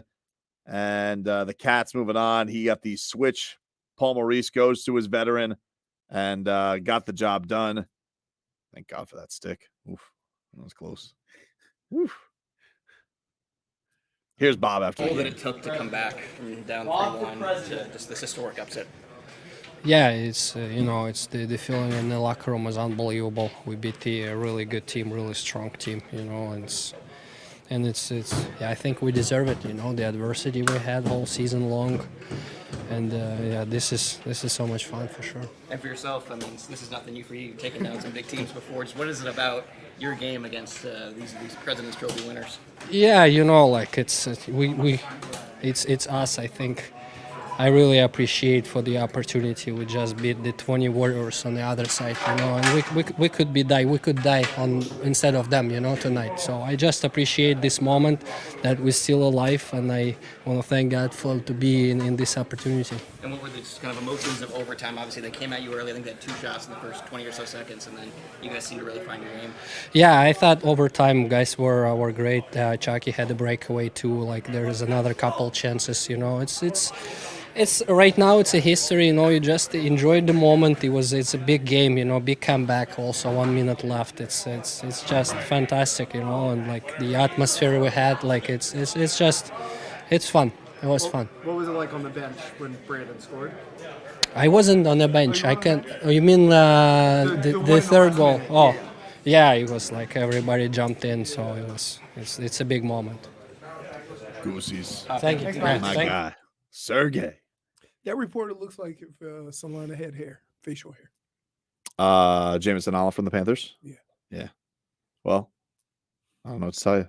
I do know. Did you see that photo of that Solana tweeted out of the Bruins fan who was sitting next to him? He was there? He was at game 6. Oh. Game 6. He's like sitting next to this Bruins fan. And let's see if I could find it. Like, didn't the guy say, like, didn't his bicep or something? Did you see it, Vlad? Did you see the picture that Solana tweeted out? It was like he was It was like F your feelings or something like that. and he was just. I gotta see where that is. But that guy was. I mean, he holding looked every bit of Boston. Just like I was just like, wow, there it is. That's them, huh? Let's see. I want to make you giggle, Leroy. Oh, here it is. his bicep. Look at this guy. This guy. This is like every bit of Boston. And look at his bicep. It says, "Oh my goodness." He has on his bicep. Cheer up, bleep face. That guy might need to change his tattoo this morning. Unless he just looks in the mirror and thinks to himself, I have to cheer up, even though my team just had a historic collapse. I mean, they have to feel worse than the Panthers did last year, right? Oh, yeah. Because they were up 3-1. Panthers got smoked. I'm guessing. And wait, are they going to avoid? Are they really going to avoid? So let's see. The Lightning and did the Hurricanes move on? Carolina? Listen, dude, I'm on a task at hand. No, I'm just saying. I was focused on the task at hand. The fact of the matter is they're taking on the Maple Leafs next. They're taking on the Maple Leafs. Carolina faces the winner of the Rangers Devils series. Okay. But I'm just saying, like, for the last 2 years, you've always had to deal with the Lightning. Yeah, they're gone. And they're gone. Thank God. Toronto actually won a series clincher. They were 0-11 in series clinching games, and they finally won one. So. Was just sent a story from Trevor, and he said that the Panthers, the headline from ESPN, Panthers restrict sales and bid to keep Maple Leafs fans out, which is going to be tough because hold on. Look, there's a lot of Leafs fans down here. Here's what I would say to you, idiots. What? Who are you calling an idiot in this spot? To everybody who thinks you can do something about this situation. Because I'm going to tell you like this. As long as there's money to be made and you live in Florida, if the price is right, people will give up their tickets. It's true. It's tough. So what you're attempting to do is honorable. But you're in South Florida and you dealing with fans who also like money. The Canadian fans down here, they show, like we say all the time, like, oh, man, it's annoying when the New York fans, the Boston, and I will say that's always been a thing down here. Certainly over the last couple of years, it is almost, it feels like doubled up because of how many people have moved down here since the pandemic. Here's what the worst part of this is, right? While they say we're going to try to keep Maple Leafs fans from buying the tickets, you do realize they try to play as many Canadian hockey teams during the time that all the Canadians are down here. You do realize that, right? Over Christmas break, I feel like it's always a thing now. No, it's always a thing because all the Canadians are down here. They want to sell out. So now you're going to say, no? It says from Reuters, Panthers, in a bid to prevent their arena from being overrun by Maple Leafs fans during the second round Stanley Cup Series, are restricting sales for home games for residents of the United States. Maple Leafs fans are known for having a devoted fan base that regularly show up in large numbers when the team, one of 7 National Hockey League teams, club based in Canada, plays on the road. But fans of the Maple Leafs who are in the second round for the first time since 2004 will now seek tickets through the secondary market that want to cut into the Panthers' home ice advantage. Here's the thing that's tough about it. Still a lot of Canadians that own property down here, right? Like, yeah, but you don't have a driver's license down here. Does that matter for a credit card though? Like, isn't it usually like your billing zip code? Yeah, but it's not your billing zip code. Can't change you can't do that. If you like, for example, I live here and then I move to somewhere else, like, and I go back and forth, I'm still going to have my driver's license down here. It says tickets for the series went on sale Monday. An important event info notice on Ticketmaster's website for sales of the game in Sunrise, Florida will be restricted to those living in the United States, and that residency will be based on credit card billing address. Orders by residents outside the United States will be canceled without notice, and refunds will be given. All right, listen, I don't want to see it because I know I as soon as I saw that it was going to be the matchup, I was like, here's what's going to happen, right? And this is what sucks. Secondary market is going to make a killing because all the Canadians are going to buy the tickets from them, and they're going to get the markup price. So now, to make a point or to try to do something, you're actually losing money. because those tickets are going to get sold anyway, Mhm. either by Floridians or by the secondary market. Yep. So I get what you're trying to do, and I appreciate it. I appreciate it from the Panthers. I 'Cause, like, appreciate the Panthers trying to do that. We had this very similar situation. Very similar situation when I was in Minnesota. That when the first couple of times we played Green Bay, there was more Green Bay fans. They would buy up all the tickets. Hmm. So when Red McCombs took the team over, he goes, that ain't happening no more. And lo and behold, it did not. But it's a little different than driving over from Wisconsin, right? And from Green Bay, than coming from a different country and you have a place down here. They're not going to be able to do it. I appreciate what the Panthers are trying to do, Mhm. but I think it's going to be really hard because there's something that's involved, and that's money. Here's what I think. Obviously, it's going to be tough because we know that there is a hardcore Canadian fan base down here. That's just what it is. That's just more sad people to me. What I think is this team, just against all odds, did something with already a contingency. There was a lot of Boston fans. I don't think it's going to matter. I think this team has a fortitude that we have seen now that has been shown in this first round series that it's going to be okay. And eventually they'll get a matchup where, you know, if they can move through this round, if they can get past the Maple Leafs, then I think that, you know, you're going to have such a fever pitch for the Cats down here. And I hope it happens as the series goes on. Because let me tell you something. If the Panthers can put themselves in a situation where they can eliminate the Maple Leafs, those cowards won't come here. You know, they talk a big game. They won't come here. You heard me. I will say. Let me tell you something, Leafs fans. I will say this. There's a lot of Canadians, dude. And they all love hockey. A lot of Canuckers. A lot. A lot. I even can spot them. I ask them where they're from. Serious. Well, you have you could easily. They're usually pasty. No.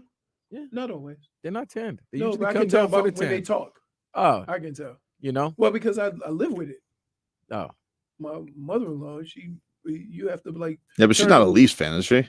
She's a Canadian. She's from Montreal, isn't she? She's a Canes fan. She lived down here most of her. She's a what? Canes fan. Oh, really? Yeah. Oh, good. Yeah. So, look, I know what they're trying to do. It's just a little bit difficult because people down here, if the money right, they would give up them damn tickets in a heartbeat. Y'all know it. Game 1 at Toronto is tomorrow, 7:00. And you guys can hear that game on AM 790. Pregame starts at 6:30. Meanwhile, some more headlines brought to you by the new Palmetto Ford Truck Supercenter. Why buy your truck at a car store? Palmetto Ford. We know trucks. We They know trucks. They have trucks, but they know trucks, dude. We know trucks. A couple updates from the Heat. Eric Spoelstra is from Anthony Chang's Twitter account. Eric Spoelstra says Jimmy Butler continues to undergo treatment on his ankle. Doesn't expect to know if Butler will be able to play game 2 until just before tip. And would he say anything if he did? Don't let him know, Spo. Anthony also writes, Heat players who spoke today said they are preparing for the possibility of having to play without Jimmy, but Caleb Martin mentioned you never know with Butler because he could try to play. Max Strus, he also said, quote, we really didn't play that well yesterday, to be honest. We have a lot of things we can improve upon. Yeah, like giving up 40 points in the paint in the first half. Exactly. That's embarrassing. Like Vlad, it was too easy. It was too easy the way they were scoring at the beginning of that game. Mm-hmm. And then you guys made an adjustment. And then Spo goes, why are we so shocked? I told you what they were going to do. They're going to attack, go downhill. Right. I love it. He's like, snatch that home court advantage like that. I love when a coach looks at the play and say, there's nothing that annoys a coach more than when you go over something all week and the game starts and you play 2 minutes of the game and it's like you never game planned. That is so annoying. We'll take a quick break. Back with more after this. Playoff stuff.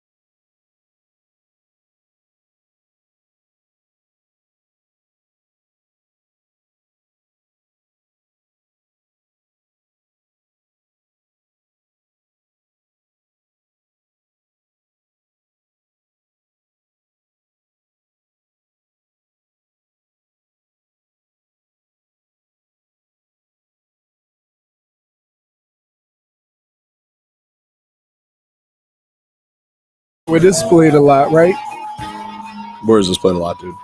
Cincinnati, Ah, LSU.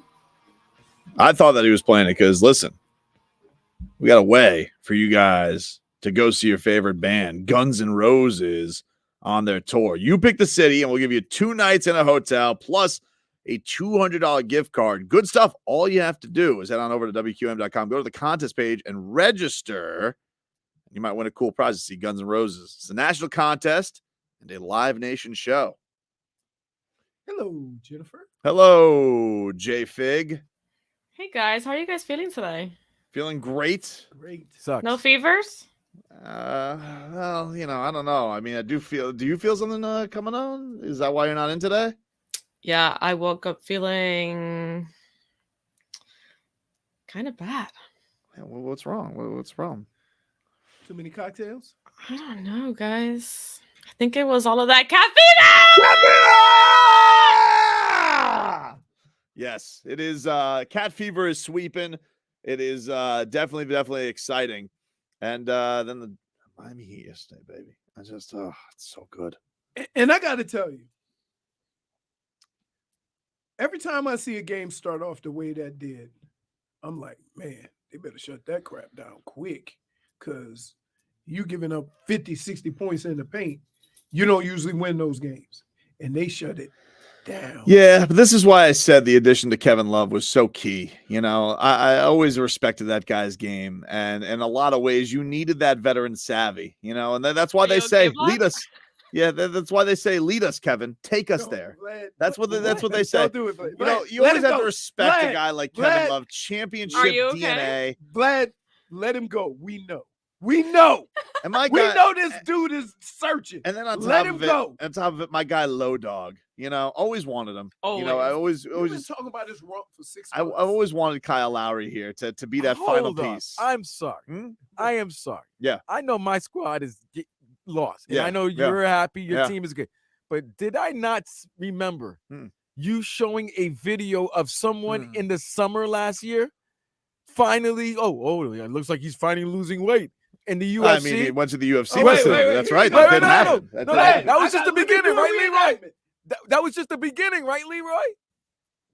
Yeah, you were making fun of the way he was moving. He was making fun of it. I was making excited fun. about it. He's working out at the UFC lab. and I then, was making fun. and then all of a sudden now, Oh, that's my guy. it's Low Dog. That's Low my Dog. guy. That's my guy. Do you see what Jimmy Butler put on Twitter? Leroy? Did you see what he put Yes, on I saw Instagram? it. Well, not just his rump. I meant his statement. He put a Oh, caption. there's more than just. Oh, of course there was movie? more. Of course there was more. Jimmy Butler posted a picture of Kyle Lowry, or like a little montage, and he said, he's a winner. He's a champion. We're going to ride that wave. That's Goosey's. Godfather of his kid. How about that? He loves Kyle Lowry. Right now, you have some really. Right now, But I'm gonna just tell you, you're dipping into some fraudulent activity. what are you talking about? Oh, he's in a fraudulent pool already. What do you mean? Yes. Come on. The perfect tandem of we leadership. all know you trash both of these guys. Nah, dude. I mean, Kevin Love and Kyle Lowry have always been big fans. Big fans of their game. Here's my thing. Here's the only problem I have with this. Because while this stuff is going on, you are never patient. What do you mean? Hold on. I was never patient. You said they were going to lose to the Bucks. I picked them to win. Okay, let me say this. This is not fair. Let me say This is not fair. You don't get to be a better fan than me when I picked them to win. It's not a matter of being showing patience. You asked me who did I think was going to win, and I told you why. Because I have never seen the Heat team play a stretch of good basketball for longer than 3 days. Okay, but here's the thing, dude. And they proved me wrong. I never said they had no chance. I say I've seen them beat any team in the league, and I've seen them lose to any team. It's cool, dude. Listen, caveat cowboy. You can spin it however you. No, you're being the caveat cowboy. Here's the thing. You can spit at me and say, "Oh, you didn't want these guys." The fact is, I believed in them because I said they were going to beat the Bucks. I can't believe So Tobin is saying nobody has been more in the backs of playoff Kevin Love and Kyle Lowry than old Tobes because I picked them to beat the Bucks. Can You didn't. Stop lying to these people. No, you stop lying to these people. No, you're just trying to get me. No, I have been very consistent with what I've said about the Heat for the last 2 months. No, but what you said to me. I have been very consistent. No, let's focus on me. Let's focus on me for a second. You and your little your cronies like Dade South, you guys made fun of me all year calling me Wild Heat Coyote because I always fell for it. I was the one who was trying to pump them up, and every time they got let down, you said, "You're an idiot, Tobin. Wild Heat Coyote. Meep, meep." You fall for it. Yeah. And my faith is being rewarded, and now you're trying to flip it on me and say I never had faith, which I always had faith. No. I always wanted Kevin Love here. I love those outlet passes, and there's nothing quite like a Kyle Lowry taking the charge. Hold on. Okay, call message Marcos and ask him where he keeps that file. Hold on. This dude has been trashing Kevin Love. That's not true. Look at his face. For a number of years. And the most hated thing in sports for Tobin, the Kevin Love outlet pass. Like, if you guys have been around, you have heard him. Oh, again with the outlet pass. We swear this guy was Dan Marino. Turn the game. Turn the game. Kevin Love. He played 15 minutes. He turned the game. Did you ever listen? You have never given Kyle Lowry the benefit of the doubt. That's not true. With the stuff he was going through, that's not true. With the injuries that he actually had. That's not true. Dude.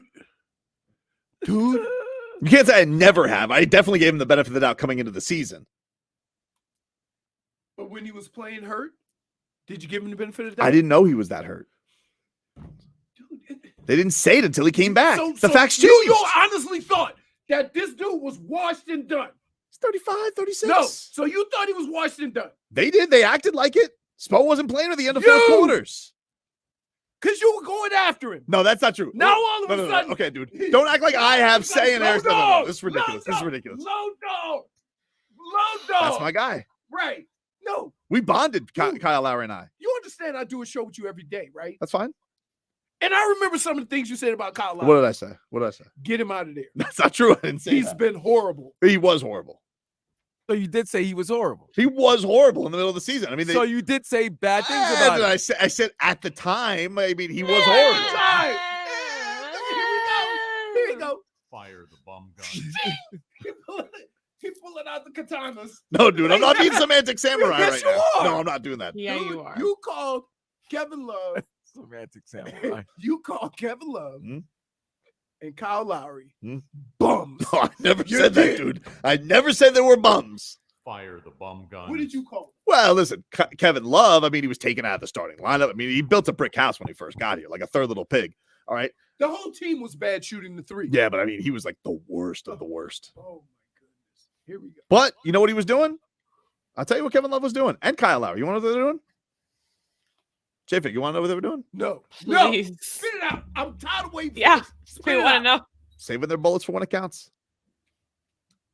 That's what they were doing. Did you know that? You know what? Can I just tell you? I'm going to say this. Boxing, Toby. And this is 100% accurate. What? Right? The old don't know how many bullets they got. Oh, they got to go when they can go. True. Listen. Yo, no. I'm telling the you. old. You don't know. Look, let me tell you right now. As I got later on in my career, the energy I had yesterday was not guaranteeing me the energy for the next day. So you had to burn that energy because you might not have it. You think you saving it. You ain't saving it. Dade South, I think, has a quote for me where I said, Kyle Lowry, in best shape of his life, always wanted him, never doubted him. I think that's what I said. I'm pretty sure that's what I said. I'm going to tell you right now. What? Maybe it was Brandon How Tobin. dare you disrespect me by looking me square in the eyes and lie? I think you're disrespecting me. Really? Yeah. Oh, to be frank. Really? Yes, I am. I like to because here's why. Here's why. You know, I really think you should open up an international house of pancakes, Flapjack, Flip Flopper, because here's why. You're trying to spin it that you're a better Heat fan than me. No, and that I had that. I had the faith in this team. What I say, I had the faith. What in this I team. say is this, right? There's not a person in this town. The difference between me and you is all of your opinions on based on being super fan. No, that's not true. I'm as real as it gets. I love how Tobin is spinning Everything. Off the topic. He's moving the goalpost. No. It's just He's it's funny. blushing. Look I'm at his the face. only It person. is No. red. Tomato red right now because he knows he's lying. That's like the you know thing what I mean? is. Why The you thing always is, lying? I'm the only person in this market on the record who has a pick of the Heat over the against the Bucks. Okay, Heat and 6. Salute I to was you. wrong from that. I feel Salute. terrible. I didn't go You know Heat what, and 5. Tobin? You know what? We give you your flowers. The fact that you guys are trying to say I'm a fraud, No, But yes, you because are, of my but you're belief in not- Kevin Love only- and Kyle Lowry when it counts, which is look. I believe When in it Kyle Lowry last counts. playoff. You hear that keyword? When it Because counts. I believed in Kyle Lowry last playoffs, J-Fig. He just got hurt. You believed in him last season? Oh, dude, did I believe in him? Kyle Chaos. That was the thing, dude. Oh. He just got hurt. You are a flip. Look at that. You have 5 Tobin flip flops right now. I don't Look think at so, that. dude. I don't 5 think so. Tobin I don't toes think so, flip-flop. dude. I've always been on board. I've never seen anybody there pivot anything like that different- since Hakeem Is there Olajuwon. here? Why are we talking about pancakes, flip flopper? What? Is there a difference between IHOP and International House of Pancakes? No. It's the same thing. No, you're thinking of there's IHOP, which is the International House of Pancakes, and then there's the original Pancake House. Okay. Because no, the buildings And then the there's- buildings look the outside looks different for original Pancake House. Right. And then But IHOP and International House of Pancakes the same thing, but some of them have the word written on them. and The then word written on them. there's Vic Fangio's favorite, Cracker Barrel, because the old love Cracker Barrel. Let me tell you something. It might take you a while to get in and out of there because of all the walkers, but the food is delicious. Here's the staple of the old community, right? You're in an old people restaurant. Ready? Meatloaf. They always have meatloaf on the thing. And was it chicken fried steak? Yeah. Wait, so is there a meatloaf at Cracker Barrel? I don't know. But dude, Yeah. don't do this Go to the anymore. menu. They got a meatloaf. Seriously though, don't do this anymore. It's unbecoming of you. I love Tobin, man. Dude, I'm telling He's you. a flip flopper and he's switching it. How Right. Don't try to be Dude. a better Heat fan than I am. It's ridiculous. I'm telling you what. This is not what the He is- conversation's about, Can Tobin. I just tell you? It is though, dude. It is though, dude. No, it's not. It's about you. Anytime You- I'm no. Hold on. You knock these two individuals, and then now you're pom-pomming, you're cheerleading. There's for them not right knocking. It's like, first of all, I can't be a complete homer. What's fair is fair. When I have to, Glad I have to call it like you I are- see Bro, it. know you what are it the is? Homer Simpson No, of that's not homers. true. What are you No. talking about? Well, explain this to me then. You're How can I be the fan. Homer Simpson of homers if I called these guys bums? If I was a homer, I would have said they were great. So you're admitting that you called them You're- bumps? So you did admit that you I don't did know call if I them did. bumps. If You're I did, boxed in. You're you can boxed find the in. clips. I don't recall that. I don't know. Okay, If you- and guess what? This segment should be over because If we you can are find the clips, over. Jennifer. No, Jennifer. If you can find the clips of me calling them Jennifer? bums, by all means. Can I ask you? By all means. You know what his You're way around boxed everything in. is, Vlad? He has Marcos do 17 hours Of editing. of locating. I want the Marcos last- here. I miss it. Right, because yeah. Go ahead, find What do you it. do? Find it. I don't need to find it. We know. When did I say it? We hear. We got audio. We know. Dude, What? you need to just be quiet. No, Let's go ahead on and take a break. it's ridiculous. You should take a breather because your yeah, face is because red, you, you know. yo you need some ass. oxygen. Look, you have you've done everything but the Matrix move. Look at this.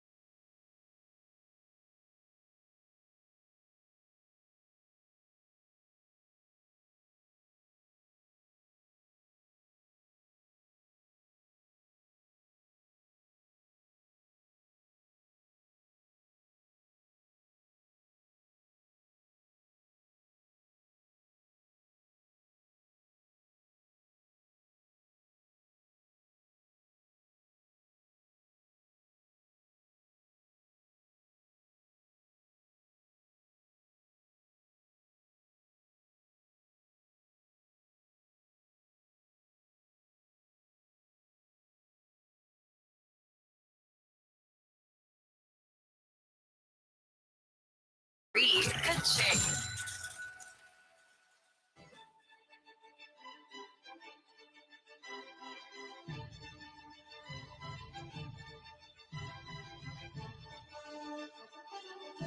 Dude, can you do me a favor?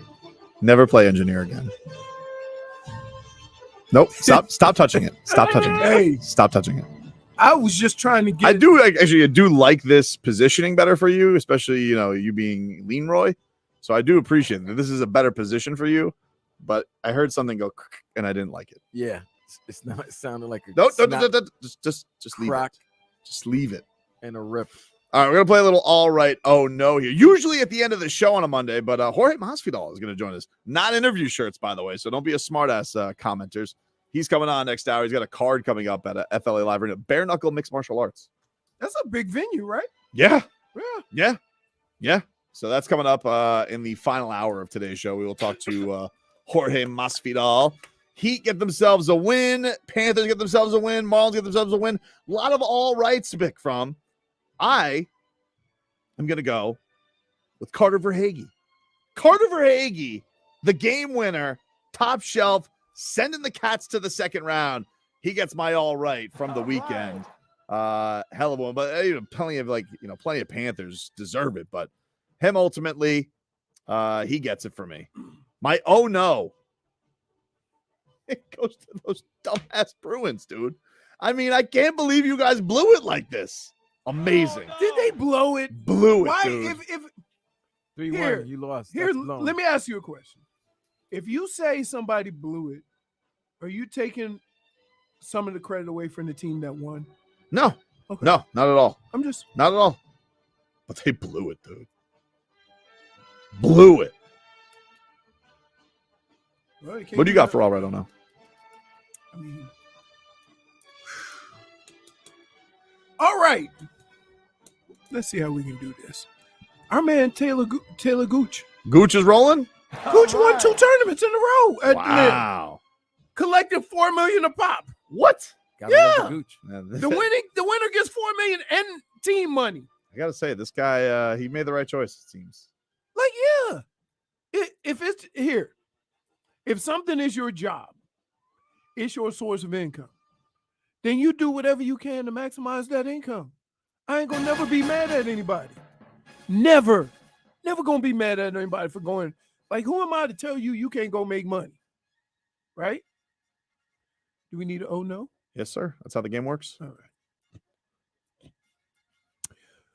My oh no. This morning. Oh. I was on the highway driving. Now, when you're trying to get to work and you're in the left lane, you're going as fast as traffic will allow. Mm-hmm. It's the left lane. But there comes a time when some artsy-fartsy, fancy pants, EV driving person thinks that I am driving 3 miles below the speed limit. I'm driving fast enough. I'm not moving over.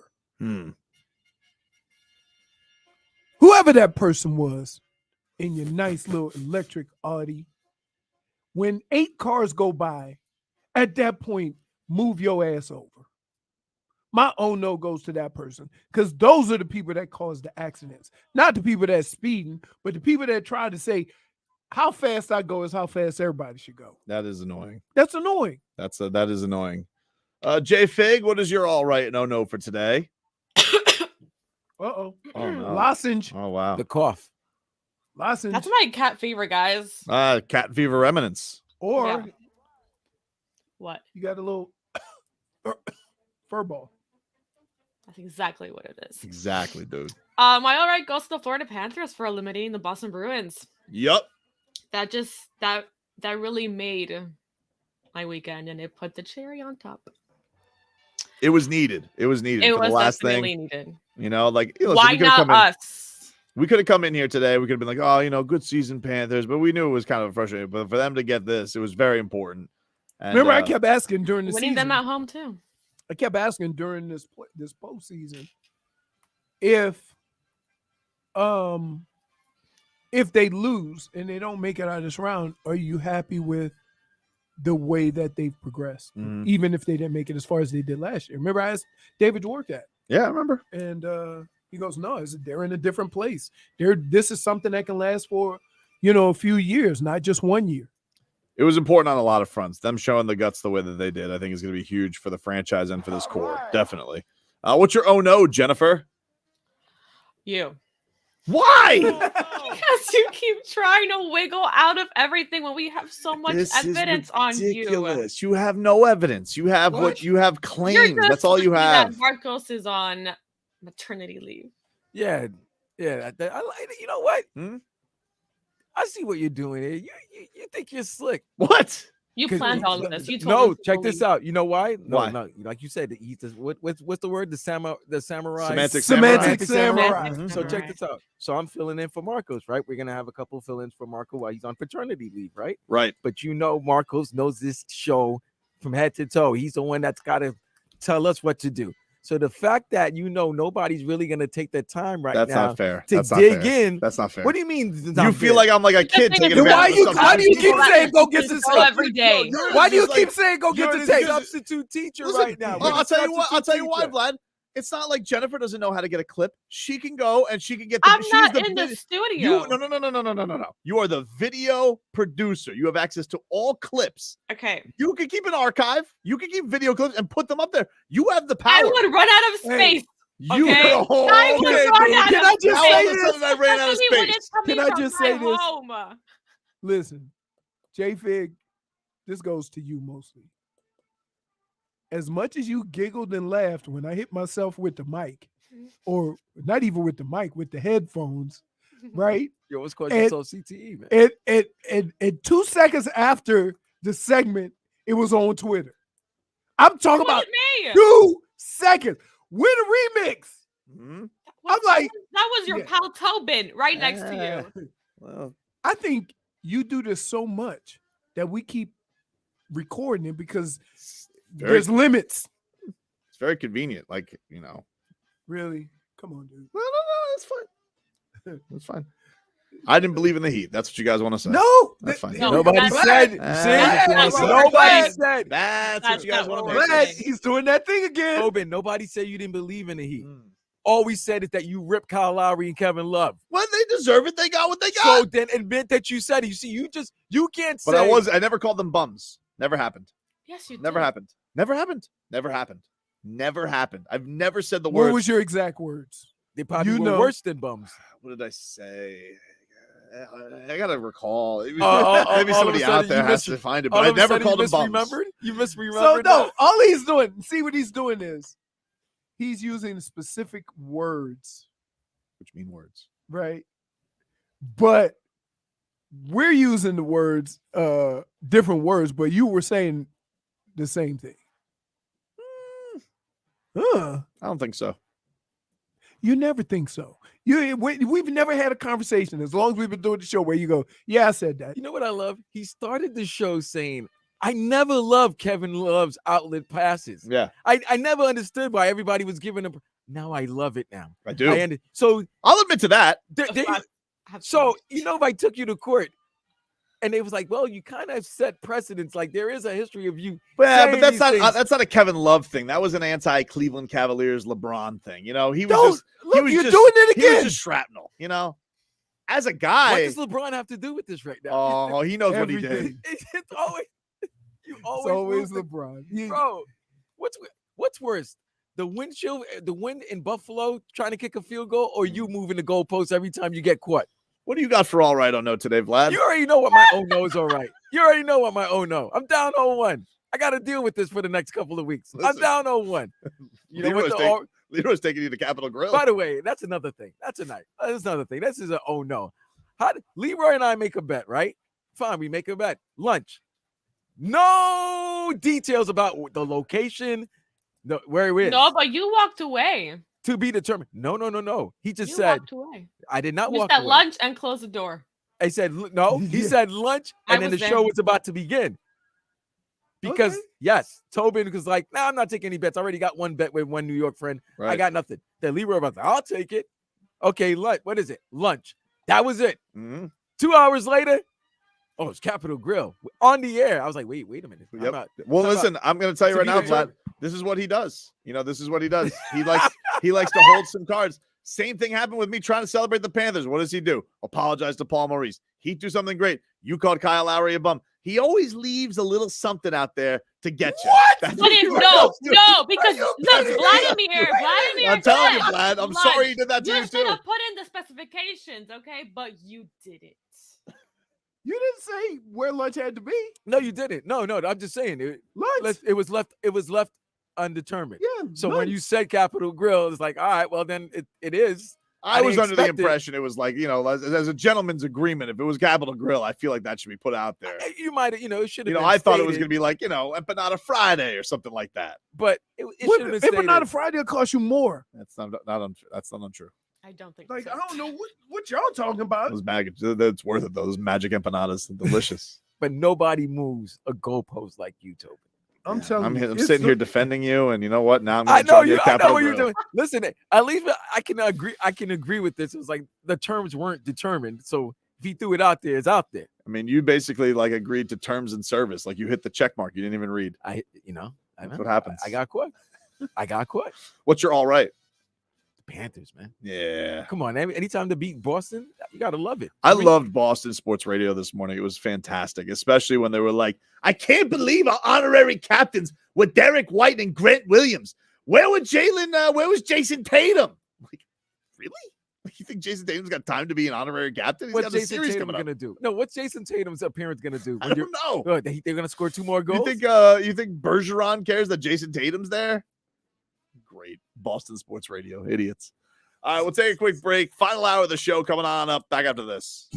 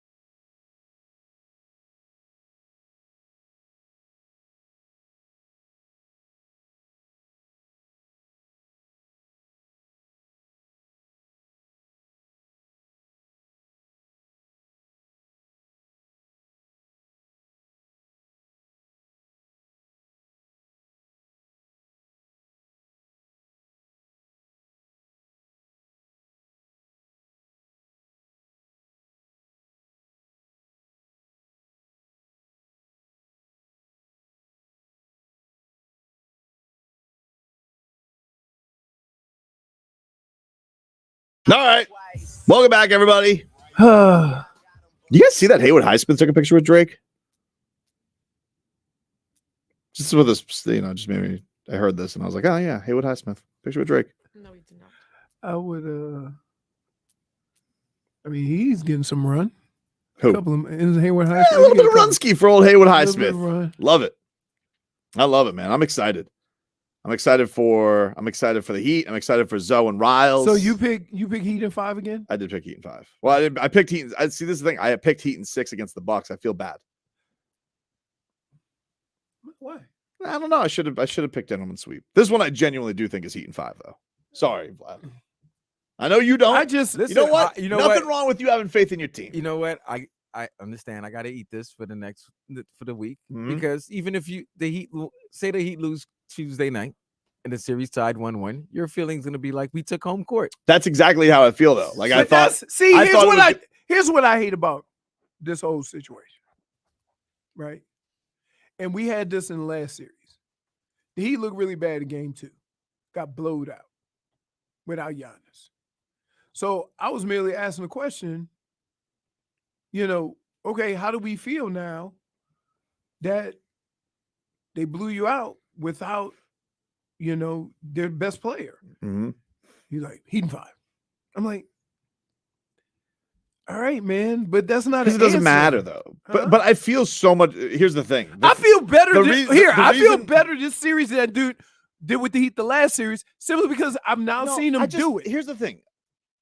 This is the thing that I don't get with the Knicks. Okay, it's a problem because nobody can ever analyze them fairly because there's so many people like Vlad, like my friends, like Stephen A. Smith. They are so dying for this team to mean something. Wait a minute. They are way out to lunch on how good they are. No, I don't do that, dude. Oh my goodness! I don't do that, dude.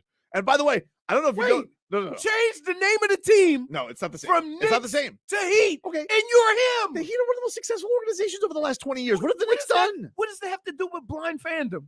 That's It's not- all you accusing No, them of. it's not blind fandom. You're accusing them of blind fandom. Dude. They acted like beating the Cavs was like beating the Bucks, and it's not. It's not. Beating the title. Who said that? Beating the title. We were the underdogs, right? Oh, okay, dude. It's the Cavs. Nobody ever says that but Come you. on. You guys were separated by like a game in the standings. And you know what? I love this is another Tobin we go. move. Look. This is another Tobin move, right? Here we go. This is another Tobin move. If the Heat had eliminated the Cavaliers, right? It'd be like, that's right. We just eliminated Donovan Mitchell. We were the underdogs. Everybody was talking about us. But now you didn't eliminate Cleveland. Mm-hmm. You eliminated Milwaukee. The champs. The champ favorite. The champ favorite. They're not a the former champ. champ. Oh, so were you? And come on, dude. I can say that was. You're acting like that's the same thing, Vlad. You think that's the same? You think what you I'm did? not saying. You think what the Knicks did was the same with the Heat? I didn't say that. Why are you putting words in my mouth? Well, what are you trying to make? What point are you trying to make? Oh, here we go. What I'm saying is, if it was you that eliminated the Cavaliers, you be talking real heavy about we eliminate. Come on, bro. No, if it was a 4-5, you know what, Tobin? Here's the thing: there was 4 favorites going into in every series. Mm-hmm. If the Heat played, who was the biggest underdog? You see Who's what I the mean? underdog? See who was the biggest underdog? Who was it? It was you guys. Okay. All right. So when I say that we were underdogs too, you're basically making my point. Dude, but it's a 4-5. But you're saying 4-5. Oh, one is a bigger underdog than the other. It's a cute series. I said good for you guys. You should be happy. I'm happy that you guys got your little series win. It's cute. Now you see. I'm happy for you. I'm genuinely happy for you. Minimize. But no, I'm not. It is. It's just like it's. You guys are acting like you took on you beat up on Evan Mobley, who's like a child. Oh, now Evan Mobley's a child. He's a child. Now Evan Mobley's a child. Can he drive yet, Evan Mobley? Is he? Can he even?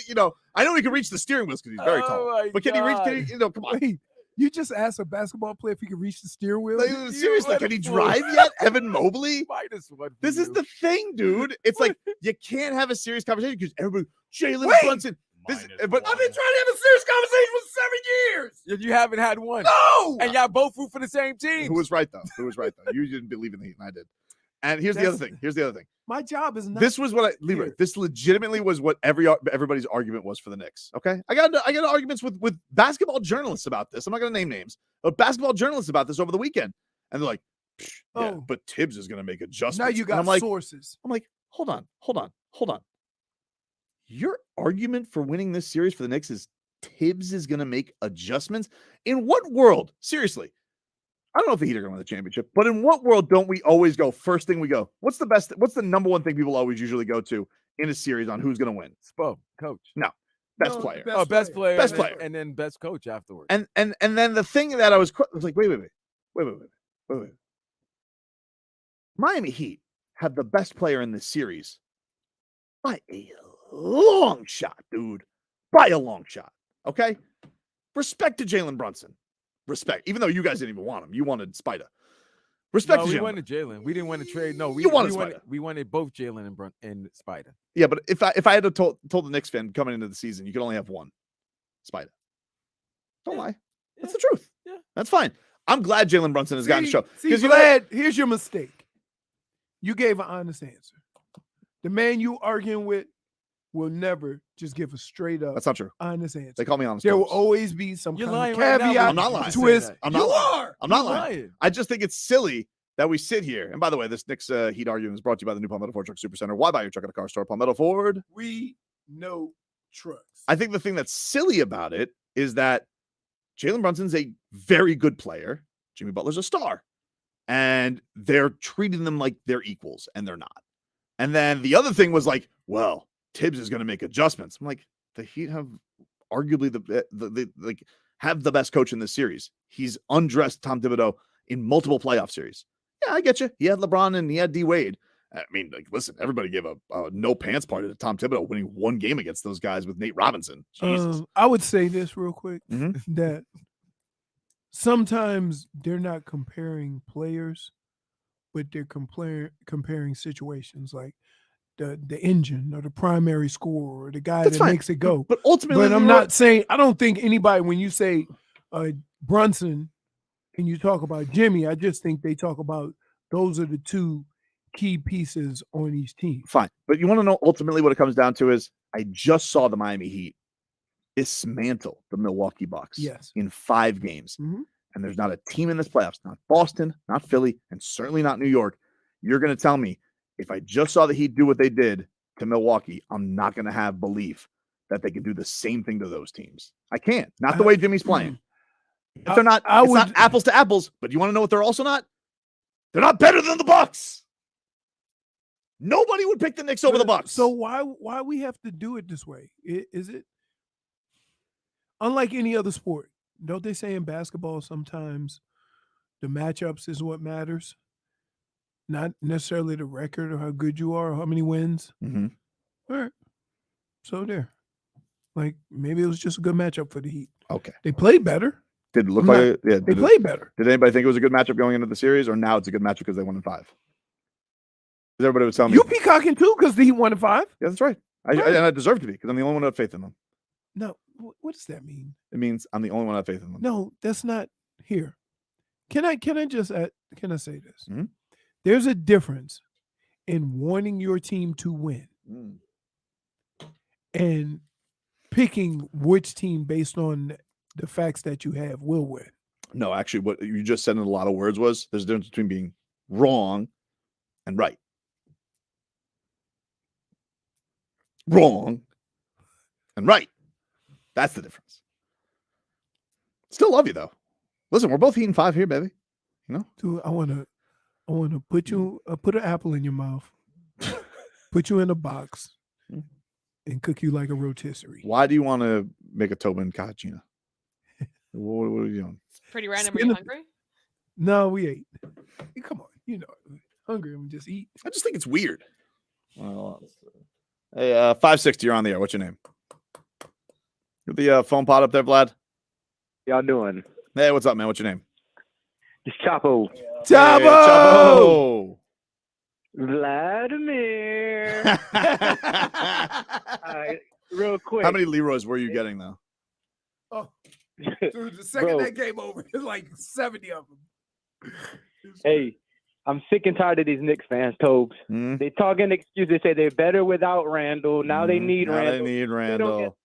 Yeah, Timberland wearing, top keys eating, L train taking, bad tree smoking, Canal Street jewelry wearing, smart smelling, glizzy goblin. Wow. We Wait got a minute. Why you cracker taking drinking. shot at our trees? Hold on, no. 6'9" snitch listening. Stephen A. praising. Woo! Let's go Heat. All right, all right. Chapo's giving me the business. Chapo came prepared. Chapo gave me the business, and I'll take it. But there's two things I ain't like. That no bad trees, and claiming 6'9". We're not doing that. Okay. All right, we're not doing that. Yeah, But everything else, he was all right. He's talking about Tekashi 6'9", right? Yeah, of course. Oh, no. He got stomped out in the LA Fitness. That's tough.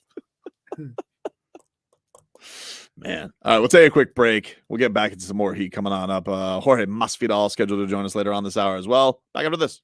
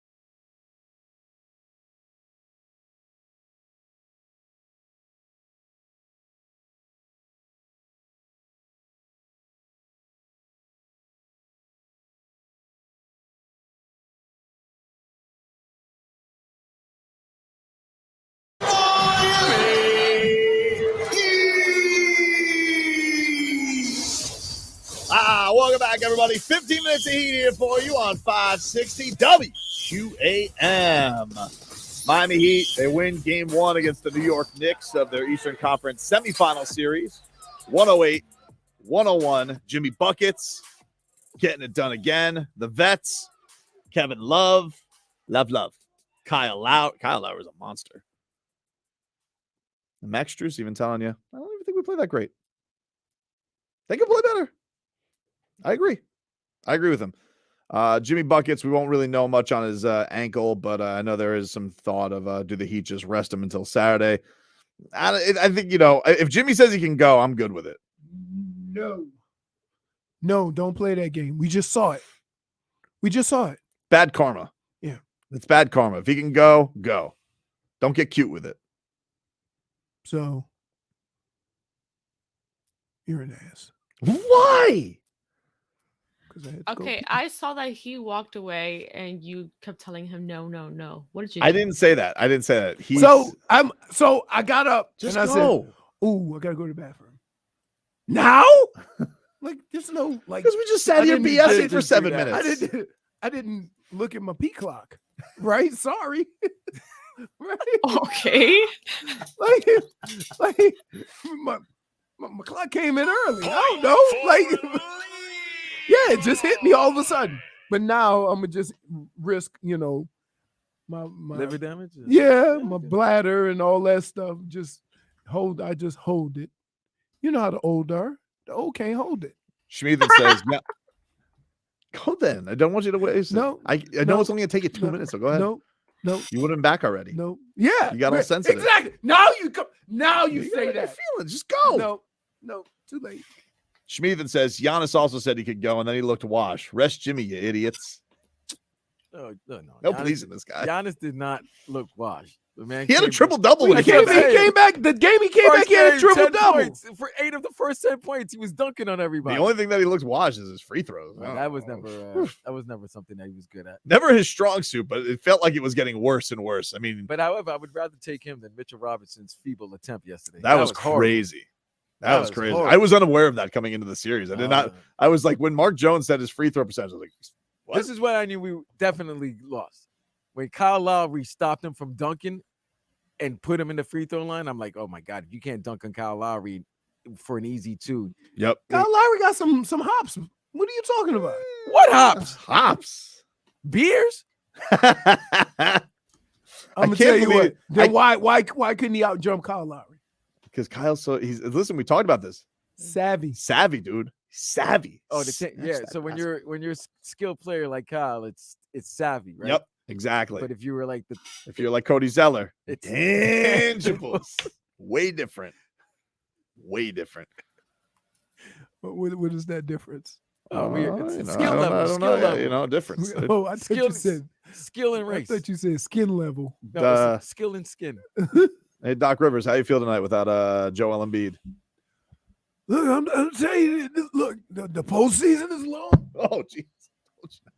You know what's funny? You said the postseason's long, and then the mic just dropped. The mic couldn't stay up. Look at that. Nope. He's trying to figure it out. He's got that whole thing. I do think it's a bummer that he is not available. It seems, at least for game 1, it seems like. And then, this extends. It sucks. Like, look, you do want to see that series and see what they can do. Sorry, Doc. What do you got? So, look, we've had to learn how to deal with this with Joel for 5 years. True. So, it's nothing new to us. We got people around him. We know what we have to do. Give him a chance to get healthy. But this is the time of the year. You either want it or you don't. It don't matter who you have. He always gets hurt this time of year, man. It's crazy. Like the same thing happened against the Heat last year. He missed the first 2 games. If you fall 17 times in the course of a game, you're the biggest person out there. Right? I mean, there's something. Yeah, there's some things in basketball that just don't make sense. Like Budenholzer using his challenge always in the first 6 minutes. I'm like, why? 6? Wait a minute. Why don't you pull that in those? And like, so for Joel Embiid, like, you're gonna dominate people. Why do you have to gimmick for fouls? Still, like, what about Budenholzer holding timeouts at the end of games when you have timeouts? See, that's crazy. He's terrible at the timeout game. He is. I tell you what, though, you see moments like that, right? I bet you Spo's looking down. And that's why we don't use our challenge early, boys. Yep. Because he never uses it. Apparently, I heard Struce on the Levitard show, and Struce said that Spo was confused by him not using the timeout. He goes, "Wait, what?" Like even Spo couldn't compute what was going on there. Right. So pretty crazy. But the Heat getting that win yesterday was nice. Jimmy was good. I mean, he was really good yesterday. Just like he just wasn't like hitting crazy jump shots like he has been. It was just kind of bully ball, like right down to the middle and getting those easy buckets right in the paint, which was pretty fantastic to see. Kyle Lowry, big shots, Gabe Vincent, onions, Caleb Martin, he was doing his thing. And Bam, Bam hit those clutch buckets late with that spin move. It's pretty amazing that when you see Gabe and sometimes Caleb, the guys that they're guarding, they look so much smaller than, but they annoy the hell out of them. Yeah. They annoy. I mean, Gabe is just a nuisance. Yep. He had JT Barrett. He's all up in this mess. JT Barrett. Who was JT Barrett? That's RJ Barrett. RJ Barrett. Who was JT Barrett, though? The quarterback from Ohio State? Yeah. Come on, man. RJ Barrett. No, I mean, listen, RJ Barrett's had some really good games against the Heat. And, like, there's been some, like, Jimmy Butler, like, oh, good for you, RJ. But, like, I don't know. After that first quarter, it just wasn't there for him. Yeah. He was cooking. Yeah. He was cooking. I mean, but that was part of that was the overall team defense just letting them do what they want willy-nilly in the paint. Willy-nilly paint. Willy. I mean, you can even hear the announcers. This is new. 44 points in the paint. Yep. In the first half. Crazy. Right. It was crazy. But yeah, it was a good win yesterday for the Heat. Get home court advantage. Game 2 tomorrow. Does it matter? I mean, is it going 7? Then what did it matter if you have home court? Because now, I mean, like, it's just you're gonna still play the same amount of games at your house. Mm-hmm. So what does it matter? I don't know, man. I can't wait in 5 Series days started for this tone to change. I mean, like, listen, do whatever you got to do to convince yourself, man. I mean, like, genuinely, what does give you faith? That Jimmy's hurt? No. This is a critical game. This is the most important game of our season, and Hey. we're gonna win. Hey, check this out. Sounds very convincing, Vlad. Vlad. If I may, Vlad, Vlad, if I may. I mean, we're in the month, so you may. You're not. I could do a better job than that as a fake Knicks fan. I could do. You're that. not even considering the fact that maybe you ain't that team. Listen, right? Like I don't like what is going to happen differently than we're gonna hit shots. That's it. That's what you waiting on. That's what. What are you talking about? That's what you waiting on. That is the difference in that game. Wait, because let me tell you what. Made shots and Vlad, we didn't. Vlad, hold not on. in the first half. Vlad. Let me say this. Vlad, let me say this. You were living in there. Vlad, let me say this. You hold the team to 38% shooting, and you only have a 5-point lead. That has to be scary. That has to be extremely scary. So, my question to you is, what's going to be different? Because the Heat look like they're gonna play a certain style of defense the whole right. And you hit shots, they gotta get out of that defense. Why do you were getting eaten alive in the paint? So what did you do? You locked down the paint and dared us to beat us outside. They went zone. You locked down the paint, right? And you dared us to beat us outside. No, but you guys like here's the but thing. you don't have those guys. You don't have those guys. The thing the thing with the Knicks though is like you guys really haven't shot the entire postseason. We haven't, but we usually the regular season we shot well. That's what I'm saying. We're gonna be good. So you going the other way. But you have because yes, I'm gonna go the other way because here's the thing. Here's the flip to this. You guys are this because you mentioned this earlier. Mm-hmm. The Heat, when the team that you're seeing with the Heat right now was not the team you saw throughout the season. They couldn't buy a basket a lot. They couldn't hit the outside. So you shot. saying that's gonna die? But it's depending on what it is. Like everybody's waiting for that to happen, and like I get it. It's only so then we're only talking 6 games as a sample size. And but like I am waiting for us the team that the Knicks were to beat. I mean, the defensive team it's was a dangerous there and game, in the paint. dude. I don't know. All you got to do is hit some shots. It's a dangerous game to hope on that stuff because even Eric Spoelstra's like Maki goes, you guys keep using these scouting reports from November and December about our shooting, and like we've been. One of the better shooting teams in the league since the All-Star break. So I want the same shot. If you give us the same shots from yesterday afternoon, I'll take him. So I'm looking at the stats. Go ahead. Right, just out of curiosity. The Heat shot 42%. The Knicks shot 47%. What they shoot from the outside? 3-pointers. The Heat were 33%. The Knicks were 20%. Yeah, the Knicks No. I think the Knicks. No. I think the Knicks only You're hit. making a point. So when you're gonna make the point, say it with some. I think the Knicks only hit 7 from downtown. Yeah, They hit some 7, assists. but the Heat only hit 13. Yeah, the Heat didn't have. It's like Right. the Heat lit the world on fire, but like, and the Heat got up a lot of. The Heat put up a lot of threes, but it's like somebody hits 7 and the other team hits 13.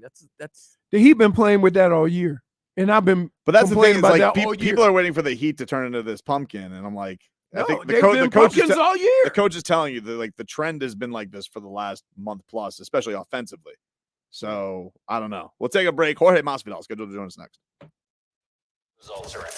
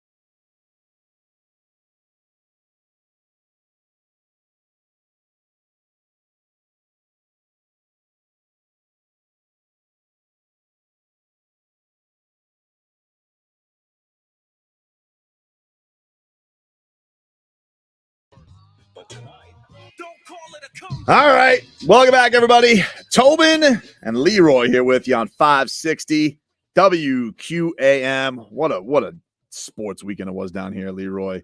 Woo. Heat up 1-0. The Panthers annihilating the Boston Bruins, coming from behind, winning in overtime. Marlins swept. Inter Miami won. It was a hell of a weekend, Leroy. It was a lot of fun. It was a big 305 celebration. And listen, nobody gets more 305 than the man who's about to join us now on the Toyota of Hollywood guest line. Shop hundreds of Toyotas indoors in one of America's largest showrooms, the Toyota of Hollywood, on 441 between Hollywood and Sheridan. Jorge Gamebred Masvidal is joining us here on the show.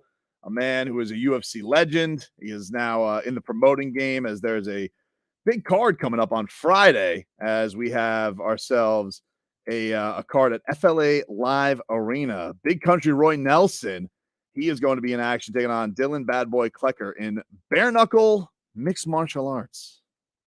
Man, not just bare knuckle fighting. I gotta tell you, bare knuckle mixed martial arts. I gotta tell you, it takes a level of badass to be able to do that. Yeah, we good to go with Jorge here, J Fig. Yes, I was just about to text you. We are okay. Cool. Bring him on. We're excited to have Jorge on the show here again. And Jorge, how are you, man? How is everything doing? Very good, my brother. How you guys doing? And ladies. Good, man. Hey, first of all, I want to just congratulate you, Jorge. We were at your fight at UFC 287, man, and congratulations on a hell of a career. That had to mean a lot, man. To not.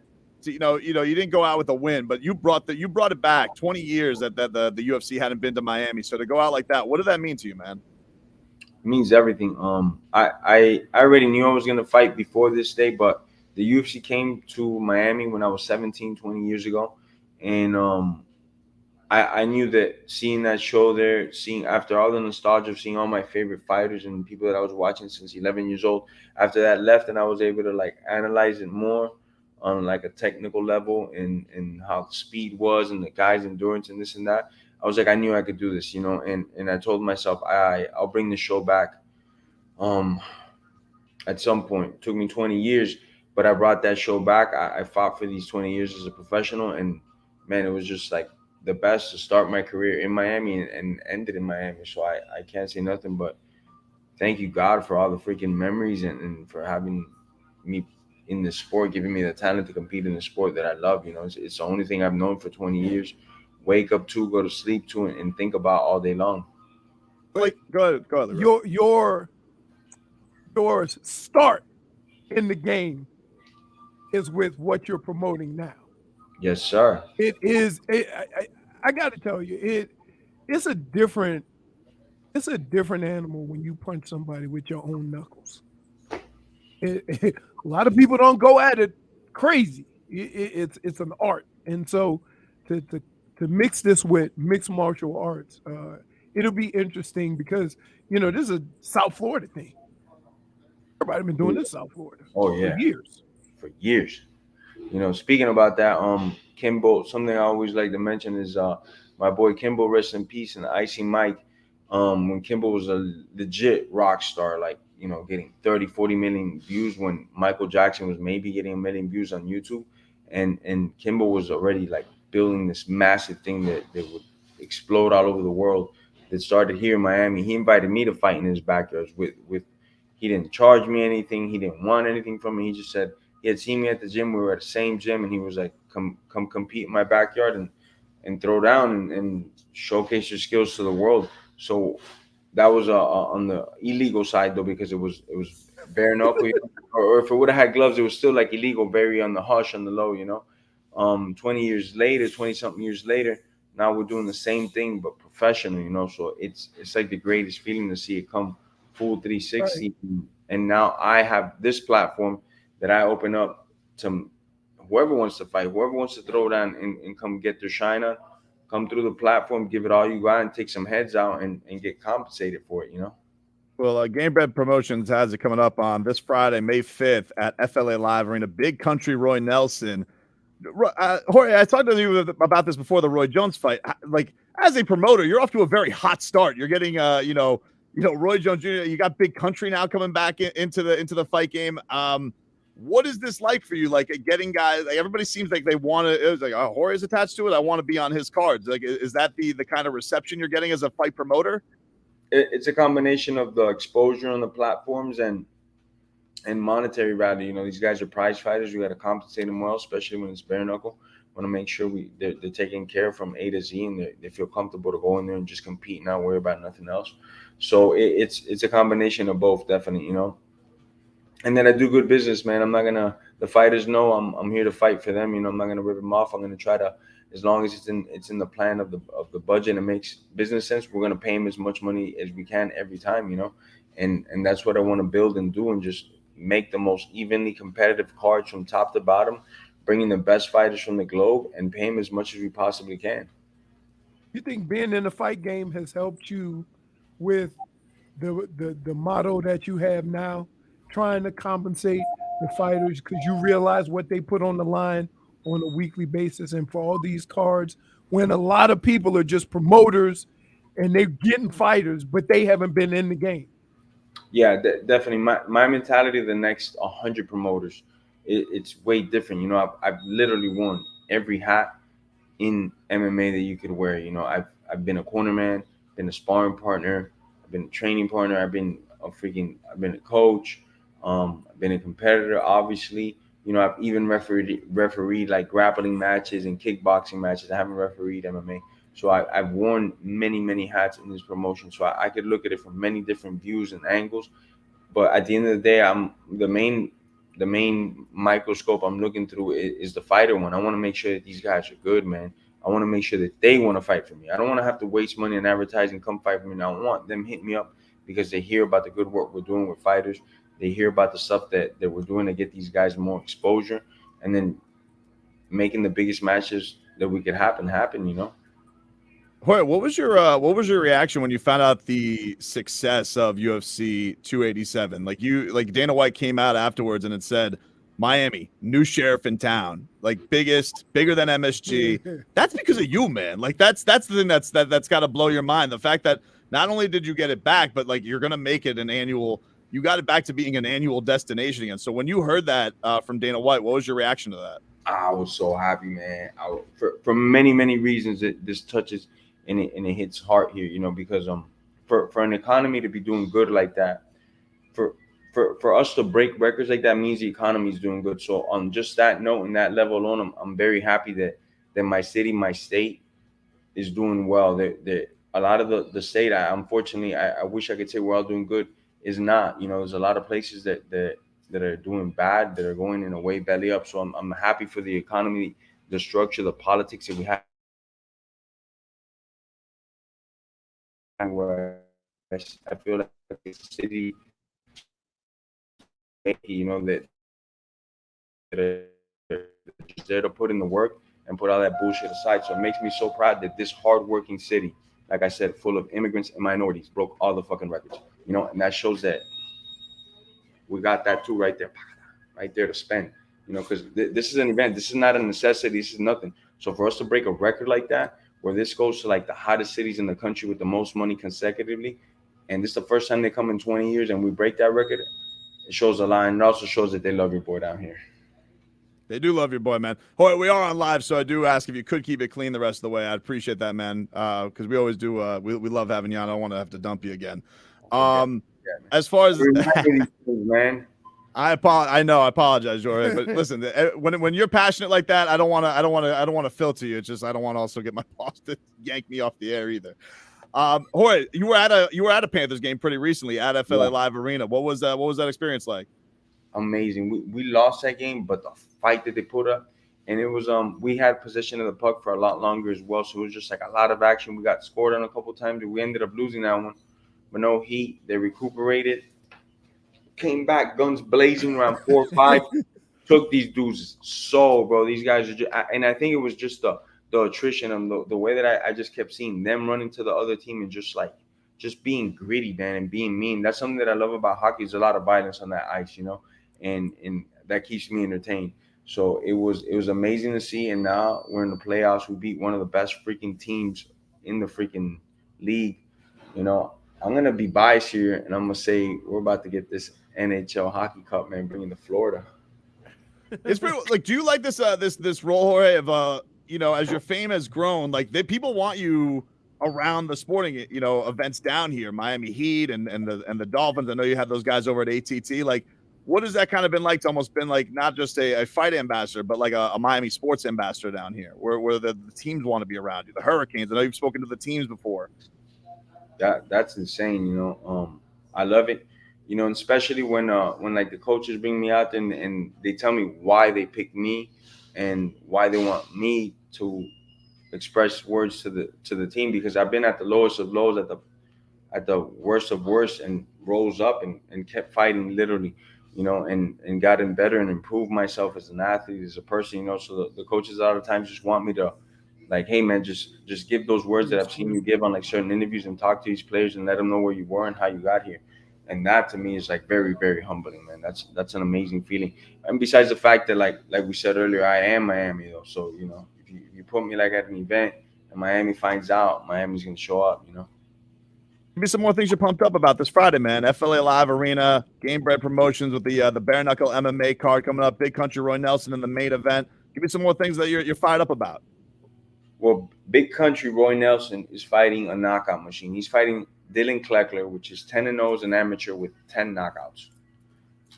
11-1 as a pro with 10 knockouts. So I'm not even going to talk about that fight anymore. You already know what's going to happen. These guys are going to come to fucking...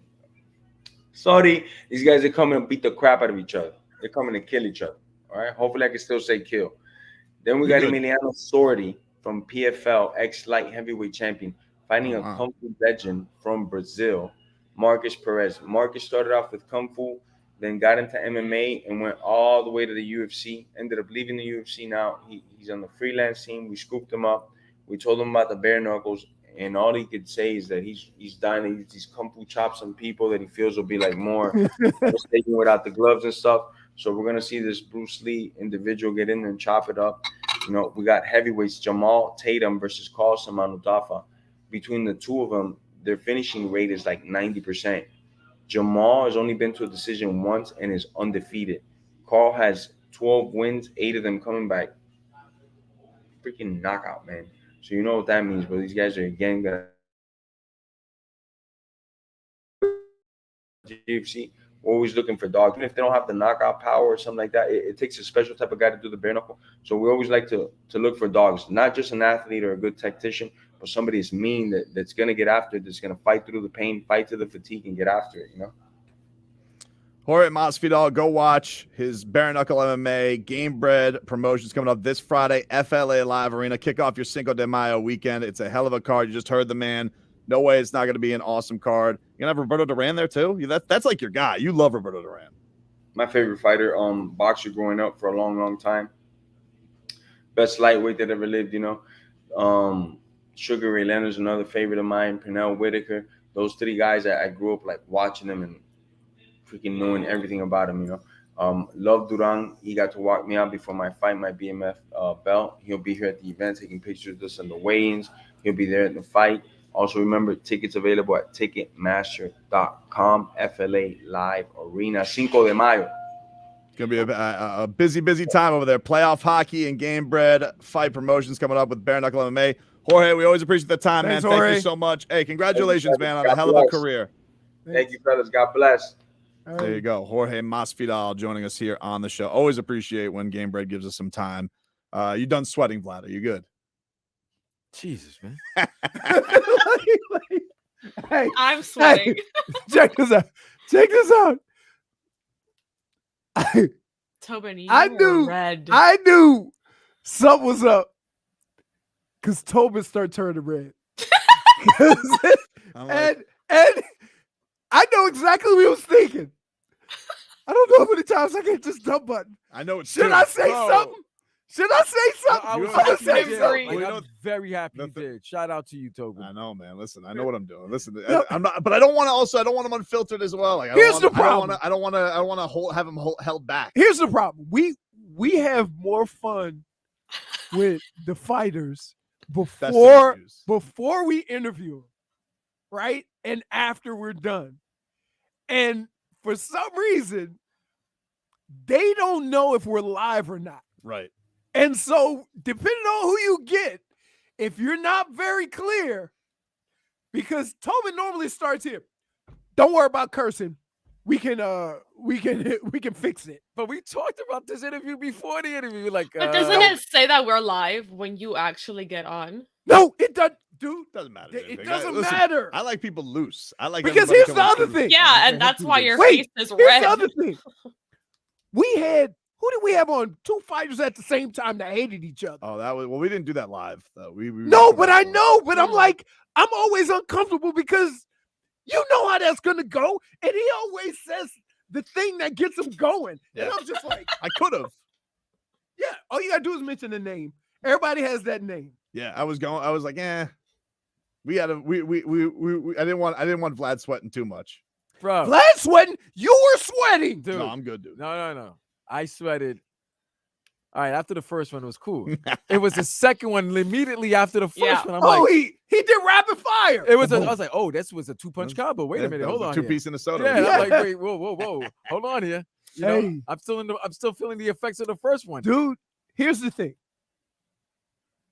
I mean, I think we should make a list of the guys who you would never thought would curse that curse. Because you got my man, Daniel Cormier. DC. Even DC cursed. Nah, DC looks like he'll curse. If you No, Well, it wasn't even no. over fighting. We got him to curse over the Saints. Yeah. It was the pass interference play. Oh, remember years ago against the Vikings? Blew him up. When the dude blew him up? Yeah. Anyway, thank you to Jorge Masvidal. I do appreciate it. That is a cool story, man. He is like the last of the Kimbo Slice I know. Crew like that actually made it. Like he's making real money at this. Yep. So go check it out. Coming up, Ticketmaster.com on Friday, May 5th, as this is this upcoming week. Big Country Roy Nelson going in there. He's taking on Dylan Bad Boy Klecker. And should be fun. We appreciate everybody having fun with us today. Why are you looking at me like that? Dude, I'm gonna tell you. I'm gonna just start calling you Kung Fu Panda. Why? Because you like old boy in the Kung Fu Panda movies trying to be elusive. No, that's not true. Like trying to hide behind the little stick tree. And Tobin, we can see you hiding with those takes. We see those hot takes. You lying. Or you try to do. I'm not like that, dude. I'm not like the Matrix. I'm not like that. You are. He's calling you. He's I calling don't you know. Neo. Matrix. You're Neo, Tobin. Neo. You don't get, wait. Tobin Wait. Neo. That's even not. Once he pull out the katanas. Dude, stop doing that. I'm not the semantic samurai. You are. Nope. Dude, we had a conversation for 10 minutes. And then 5 minutes later, we still talking about the same thing, but you have started talking about a new conversation and gotten away from the real issue that started the whole thing. Listen, you should let me love you. Oh, now he's Neo. That's not who you were talking about? The white Neo. Oh, Keanu Reeves. Yeah. Talk to you guys tomorrow. Hey, want to see the ugly mugs that go along with our melodious